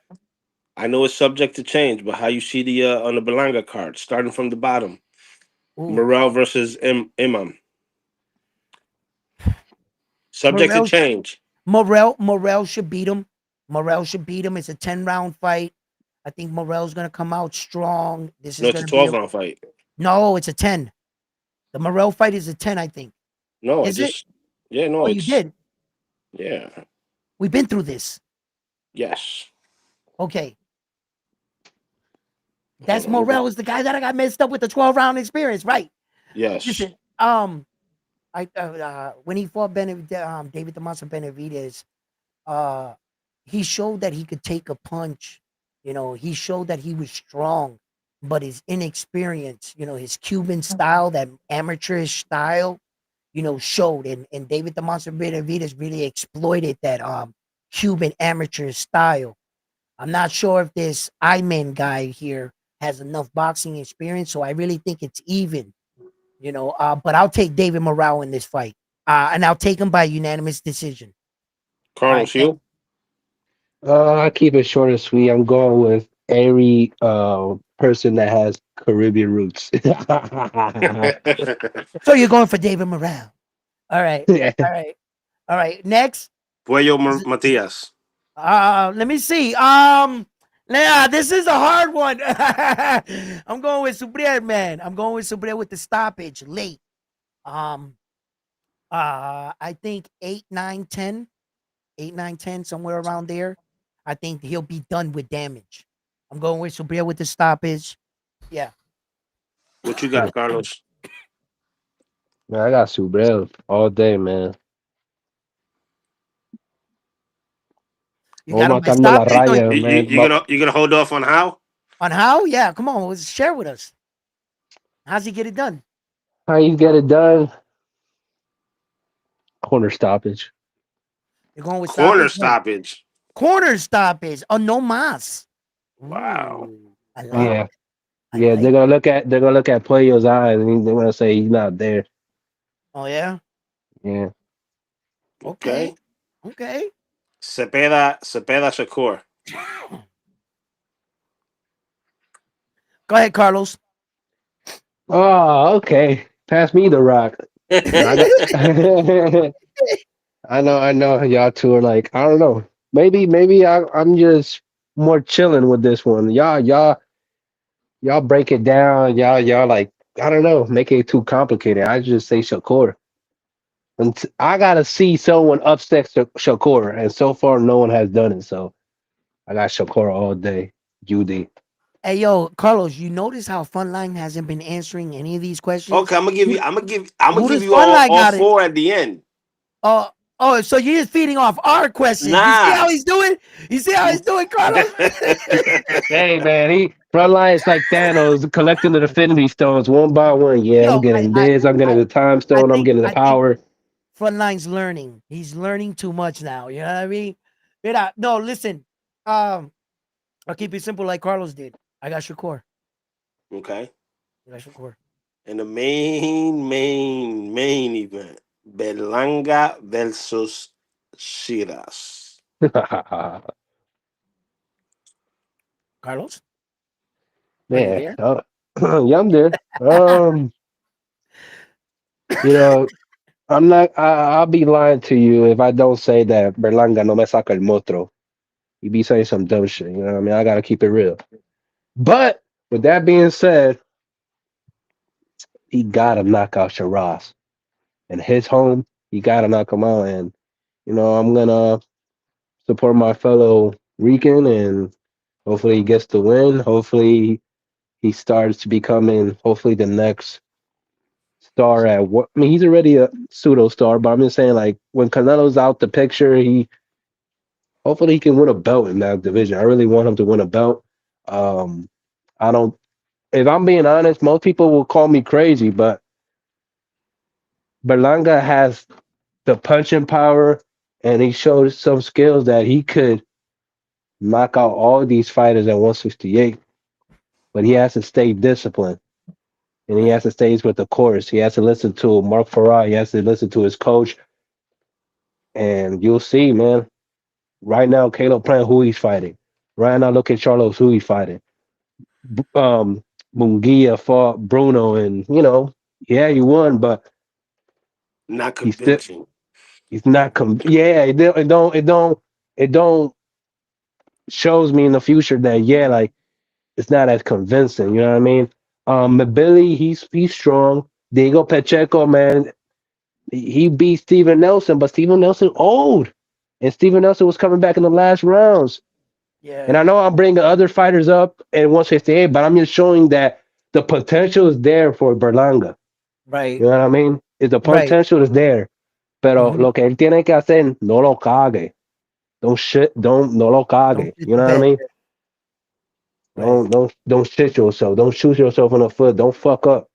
Right. You know what I mean? But Who go you got ahead. that dude? Yeah, that's the same kind of fear that I have with the kid. It like I've been saying the whole time. You either love or hate that New York fucking style, bro. Because there was a point where I was like, "Fuck, bro." He said some dumb shit in my head, but I see that he's what this is. And maybe he's not the fucking best slick, angry guy talker. But he definitely got to show up and show out because all this shit talking doesn't matter. It only comes back and bites you in your ass if you're on the canvas and they're making memes of you, especially in your hometown, which he even alluded to in the press conference. He's like, "You think I'm gonna lose in my hometown? You was out there in Saudi and got a draw. You got your ass kicked in front of your people. So you got to back this shit up, homeboy." And this is good because, like you said, where's Edgar Berlanga's future in this division? Looks pretty good. He's already fought a lot of the guys, the main top guy. Now I'm not a lot of the guys in the division, no, but he fought the top guy in Saul. He went 12 with him. Saul beat all these other guys, so it kind of like puts you in that. But as far as who I got in this fight, I'm gonna take Edgar Berlanga in the fight, and I'm taking Edgar Berlanga because I believe he can win this fight. I believe he can win this fight. I think Edgar Berlanga all around is a better fighter. And if he can catch up to Sharice's Sharice's chin, Man, I think he'll knock him out. man, Shiraz's weak ass jab couldn't get Carlos Adames, a Shiraz. 5'9" fighter, off of him. Imagine Berlanga, he's But brolic. Car- Carlos Adames was gassed out in the last rounds, bro. He was like making him miss a lot, but Carlos Adames, he that quick explosion he had by like the eighth round, I remember in that fight, it kind of went away from him. He was mostly banking on his ability to evade his punches, but he couldn't counter back. He didn't have that. Adamas couldn't get back to him, and I think that that's what hurt him in the fight because he was beating Shiraz's ass. I thought convincingly. But you gotta Yeah, for understand sure. also like you know styles makes fights, and also the awkwardness of Shiraz's height. He's a legitimate 6'3" ish, Nah, but but six but but Adamas really exposed Shiraz to for the get in. fighter that he's But what not. yeah, that's what I'm saying. But like to get inside, you think Berlanga is gonna fight how Carlos Damas fought? Like, No. The thing is that I um got a quick question though. Y'all gonna let Nostradamus make his picks, or y'all just ho- gonna ho- forget about Nostradamus? What's hold on, going hold on on, here? hold on. Yo, I think that Edgar Berlanga is just more durable when it comes to defensive and knowing how to come in on a fighter and come out. I think he's more fundamentally sound, feet from hands to feet than Shiraz. I think Shiraz is really overrated in the sense of his experience and how to move in his long, lengthy body. I think the answer to their problem is go up in weight. They're telling Shiraz. They're saying if you go up in weight 8 more pounds, you'll be better. Your move. No, that's not going to fix the problem. The problem is your guy doesn't have a lot of boxing experience, and he hasn't really fought top level guys. But if anything, I can take away Edgar Berlanga. He knows how to cover up. He knows how to box in the inside. Fundamentally solid, sound boxer. Edgar's a better boxer. I'm not gonna go away from what I see. Edgar's gonna beat him, bro, and I'm gonna stand on it. I think Edgar's gonna knock him out, hopefully, or if not, I'll take him in a unanimous decision. Edgar Berlanga. All right, so George Martinez has Subriel by stoppage, eighth round. He's got Cepeda with the upset, and that's it. Now he's talking to Bang Bang. Now, Let's go. now, I got Morel with a late stoppage. I would say somewhere between 8 and 10. Okay. and I'm only predicting that because we saw against Benavidez that he kept his power throughout the whole fight. You know what I'm saying? He stunned Benavidez. I think, if I'm not mistaken, it was like the seventh or eighth round where he buckled Benavidez a little bit. Yep. It was And he somewhere scored a in the, knockdown. huh? And he scored a knockdown on David Benavidez. Even if you want to say if it counted, if it shouldn't, he Yeah, still but knocked him down. all right, go All ahead. right. Well, so I know he carries his power. So I'm gonna go with Morel on that one. Matias, I got him in a late stoppage between 9 and 11, and the reason why I say that is because we've seen Puedo gas out in the later rounds. So that's on that between 9 and 11. You Nine get and my 11, huh? you'll get my official pick on the 12th of July. Okay, okay. Subject to Um, change. no, it's not changing. The specific round Nostradamus is predicted on the day of. Oh, okay, okay, okay. Mhm. Um, Shakur versus Cepeda. That's a tough one, and here's why. It goes back to Shakur's hands being healthy or not. Now, if Shakur comes in at 100% and his hands they stay healthy throughout the fight, I can see him outboxing Cepeda and winning with a UD decision, or possibly dropping Cepeda. Because if Farmer drops Cepeda, I think Shakur could do it too. Yep. Again, a healthy Shakur. Now, if Shakur at any time during that fight hurts his hand, I can see Cepeda pulling it off with a UD. Mm. And it's not because he's going to knock down Shakur or anything like that. I just think that His volume of punches. I think that he's going to be granted more rounds for the more pressure and the more Yeah, the activity in activity. the Okay. rounds. That that's how I see it. And then Berlanga versus Shiraz, I see Shiraz going down within three. Two. Woo! I had something in mind. I'm like, Berlanga is known to knock out fighters in early rounds in the first round. Let You me tell think you you think something. he's gonna hurt him early?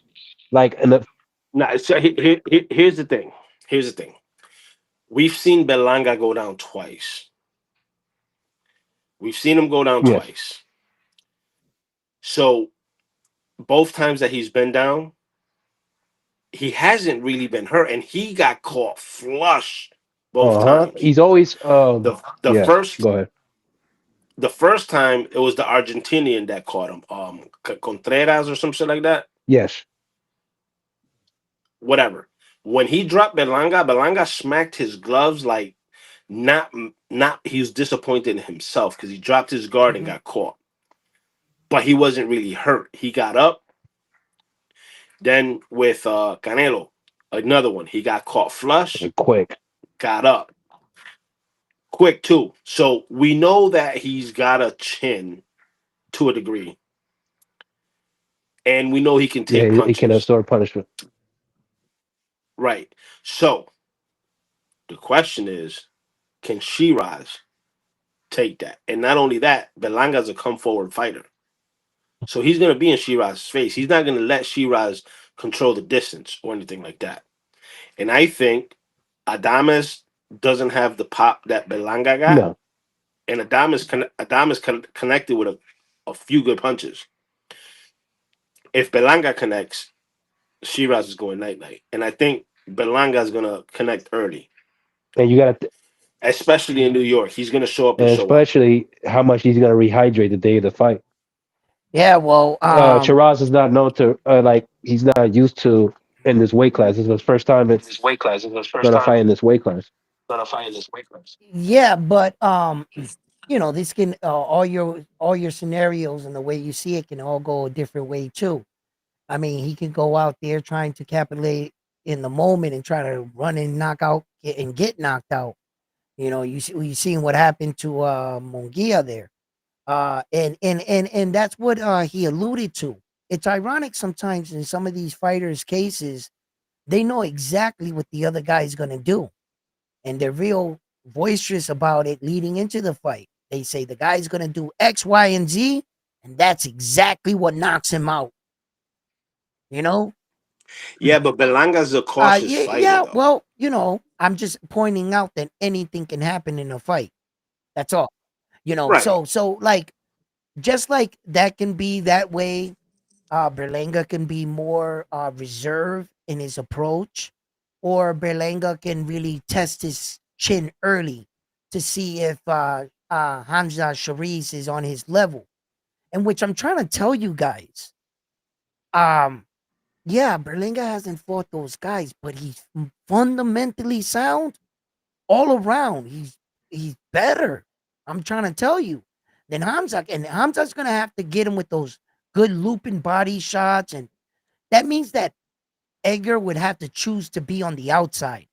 Do I really see Edgar staying on the outside? Not so No. much, right? So I think he's gonna pressure the young man. It's gonna be a real interesting match. This is a great matchup. Yeah, and look at the frame.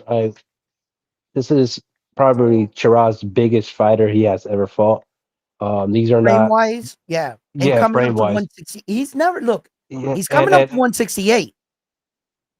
Remember that. yeah, This is and it's like he fought smaller guys. He's used to fighting yeah, smaller guys like the Ammo Williams and Carlos Adames. Like this ain't no walk in the park. This ain't no shit ain't cake. You know what I mean? right. And then you got Berlanga in there fighting with these big dudes in there in the division. On Fight Night, these guys are wearing anywhere upwards 200 pounds. This guy's 6'3". He was fighting guys at 160. So, Bang Bang says, when was the last time Berlanga fought a guy this tall? How tall was McCory and how tall was the other Irish dudes? They uh, was at least 6 foot, but I'm not saying they was the same size as Shiraz, but I'm just saying like that's the only time I can remember that he fought someone pretty tall, I guess. okay, pulling up Berlanga right now. Hold on, give me a second. Edgar Berlanga, 20, McCory six Okay, 20, one. 6'1". 23 and 18. Okay, so yeah, Quigley six yeah, one. All right. but he's 6'1" too. So Yeah. The yeah, we would only have to go person, through. And the the only dude. person comparable to Shiraz's height in 168 is Diego Pacheco. So here's my thought Okay. process on all those fights. In my opinion, Belanga beats Munguia. Belanga beats Plant. Belanga beats Pacheco. Okay. The only one that I say might, What about Mabili? that's what I was gonna say. The only one I see giving Belanga trouble is Mbili, but Christian Mbili, he's got a problem Yep. when he throws his shots. He opens up like Yes. wide, and he leaves his face all the way down to his torso wide open. Knowing Mark Ferret, he would capitalize on that and train Belanga to capitalize on those Hmm. openings. The only scary part is if his M Billy was to connect Belanga, how would Yo, but Belanga wait a minute. react? Wait a minute. Wait a minute. Wait a minute.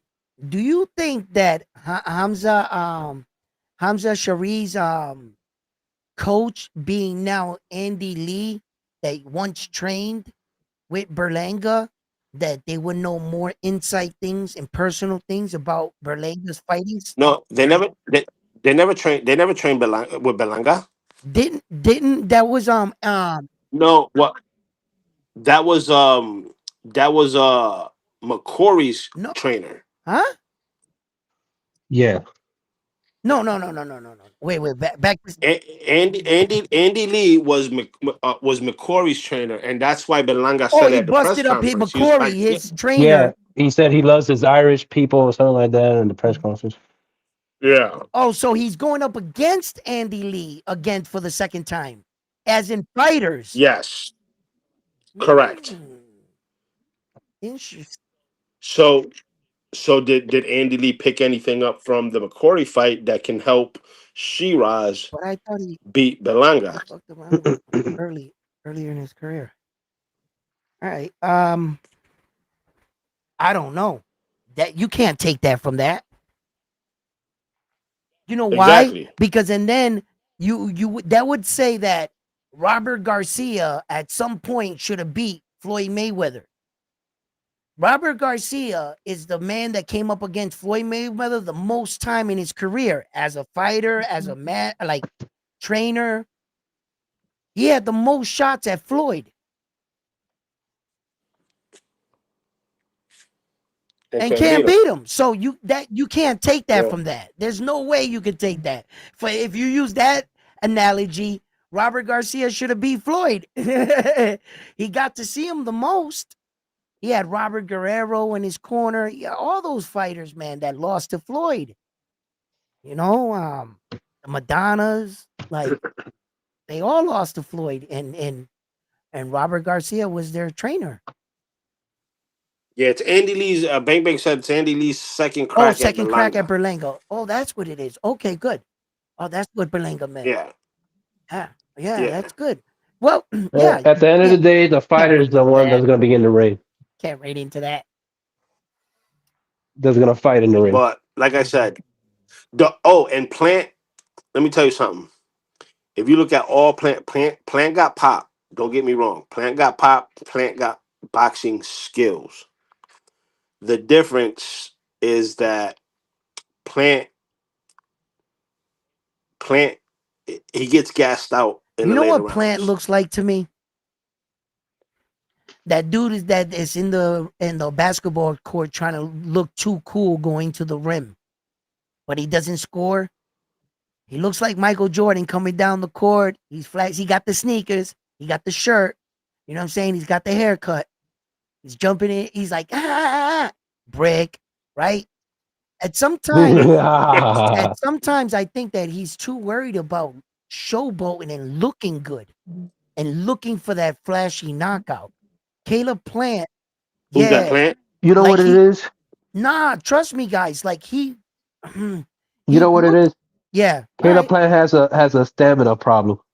Mm-mm. He wouldn't have that problem if he didn't waste that much energy doing that stupid shit.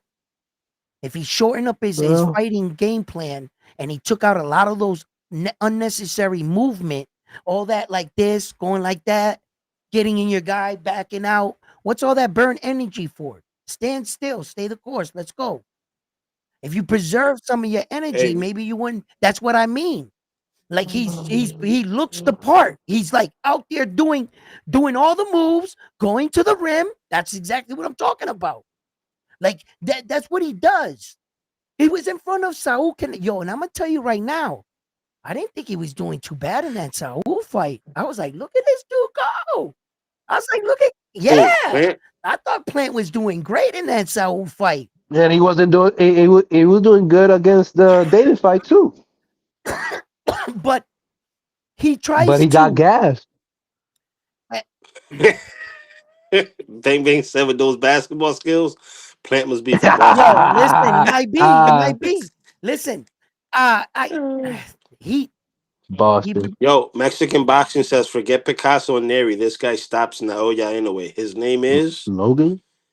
and then he says too tall, too strong, and too not Junto. fast. Punches harder than Cardenas. Brian Mercado Vasquez. Mexican boxing up. Thought Picasso. Mexican boxing number one. Thought, The one to beat Inoue is Rafael Espinosa. The one to you guys are all wrong. Okay, Oh and man. Mexico boxing, his boy, uh, that motherfucker went chillando goma to the hills and left Ramon Cardin standing in the office by himself when that fight was being offered. You know that, right? So your boy's not gonna do anything to Naoya anyway, right? And as for anyone beating Naoya anyway, the only thing that's gonna beat Naoya anyway is Naoya anyway. That's it. That's all that's gonna beat him. It's gonna have to take a ninja to beat a ninja, and y'all ain't got a ninja. And if you think that Junto Nakatoni is a ninja, he might be like a lower rank ninja. He ain't that guy. Naoya What Inoue is is gonna rock that anyway? boy. What is Inoue gonna do with a 6'1", 126 fighter that can punch like I Rafael don't think we're Espinosa? gonna see that. Oh my gosh, No, man. See, I no longer believe that we're gonna see that. Unfortunately, oh man, real get talk. my man. No, real talk, real talk. Uh, these guys are taking Naoya Inoue's punches, bro. For real, for real. Ramon Cardine proved it. He was like, it's not his punching power. I'm taking his punches. And he was telling Joel Diaz, yo, bro, I'm not, he doesn't have that kind of punching power. But the overwhelming bludgeoning of power, The the accumulation. accumulations will really break you down. But he's not knocking these guys out like he once was, with that one punch. Now he has to do that work in between what I talked about. He's got to get to the end knockdown. He's got to break the fighter down now. Round one. Yeah. Um, to add what you're saying, in that weekend of fighting, boxing, are you telling me that Inoue is aging now? No, no, not at all. Okay, I'm okay. just, Well, he is Asian. he is Asian, but he's not No, but on the Asian. front line, that You know was what a I'm good saying? one. That was I, a good one. I'll give you that but one. but listen, the thing is, it's not about that. It's that same situation where we find a lot of our fighters that sneak in and get a cheeky win, and you're like, oh, you have the illusion like he already fought at 140. Tank Davis, for instance, when he fought Mario Barrio, people say he already fought at 140. No, he hasn't fought the big 140 pounders. Naoya Inoue is walking into the big, hard punching 122 pounders now. And then Ramon Cardenas, what he did wrong, he fell in love with that check hook. That's where he went wrong. He showed his hand, so to speak. But if I gotta be honest with myself, I think that Naoya Inoue finishes his career at 122. Why Man, he why got risk it? man. Why Man, risk it? no, no, no. I want him Why to go risk it? 126. Why? No, Go to no, it's not what you want, 126. bro. Listen, it's Oh not. man, No, if no, no, Pacquiao can do it, he could do it. no, no, no, no, no, no, no. Fuck that package Oh, shit. Naoya oh my Inoue, gosh. he Well, listen. He's got to look. who's gonna finish as the best Asian boxer in history then? Okay, he is. He is. Who you? Oh You better, you better, man. you better do what he did. You better do what he did. He's If only Pacquiao comes 76. back and beats Barrio at 46, Ah, we're gonna have an cállate. argument. It doesn't matter, right? Oh, Because the end. check this out. Check this out. If Manny Pacquiao wins that fight, guess what? He already won a belt in there. He already has a belt in that division. You can't count the division twice. But he will have a record. No, a record of what? It's just I know multiple guys that lost the belt, won it back in the same division. Did that make him a But he two would division world No, the champion? oldest champion. oldest champion. Okay, okay, yeah, yeah. You can get that old man award. Yeah, go ahead. Take that You're shit. wrong. Rub You're that shit on your wrong. chest. Okay, listen. But as Yo, I'm a hop off. I'm gonna catch all y'all right. later. All Yeah, right, I gotta fella. stop this live Right. anyway too. Yeah, But it's been as fun far though. as but as far as Naoya anyway, I'm telling you the truth, man. It wouldn't bother me if he ended his career at 122. I wouldn't think anything less of him. I think that bro, he started from 108. 108, bro. And he made it that far. I gotta tip my hat off. That's 5 divisions right there. He I could do gotta tip, 6. He could do yeah, 6. you could do more, you know what I mean? Is that tempting? Is that But tempting? Man, he can do 6. He could be. Man, he it's will whoop okay, Nick but wait. Ball's ass. Okay, but wait. Let's read the playing field. All right. Truly, let's just read the landscape. At what point do you think he's going to fight at 126? Let me know after I tell you this. We know his mandatory fight is set with MJ for September. So he's going to have to run that one back. We also know that Junto Nakatoni is in the wings to move up, and Bob Arum loves that fight and Turkey. They've been talking this fight up.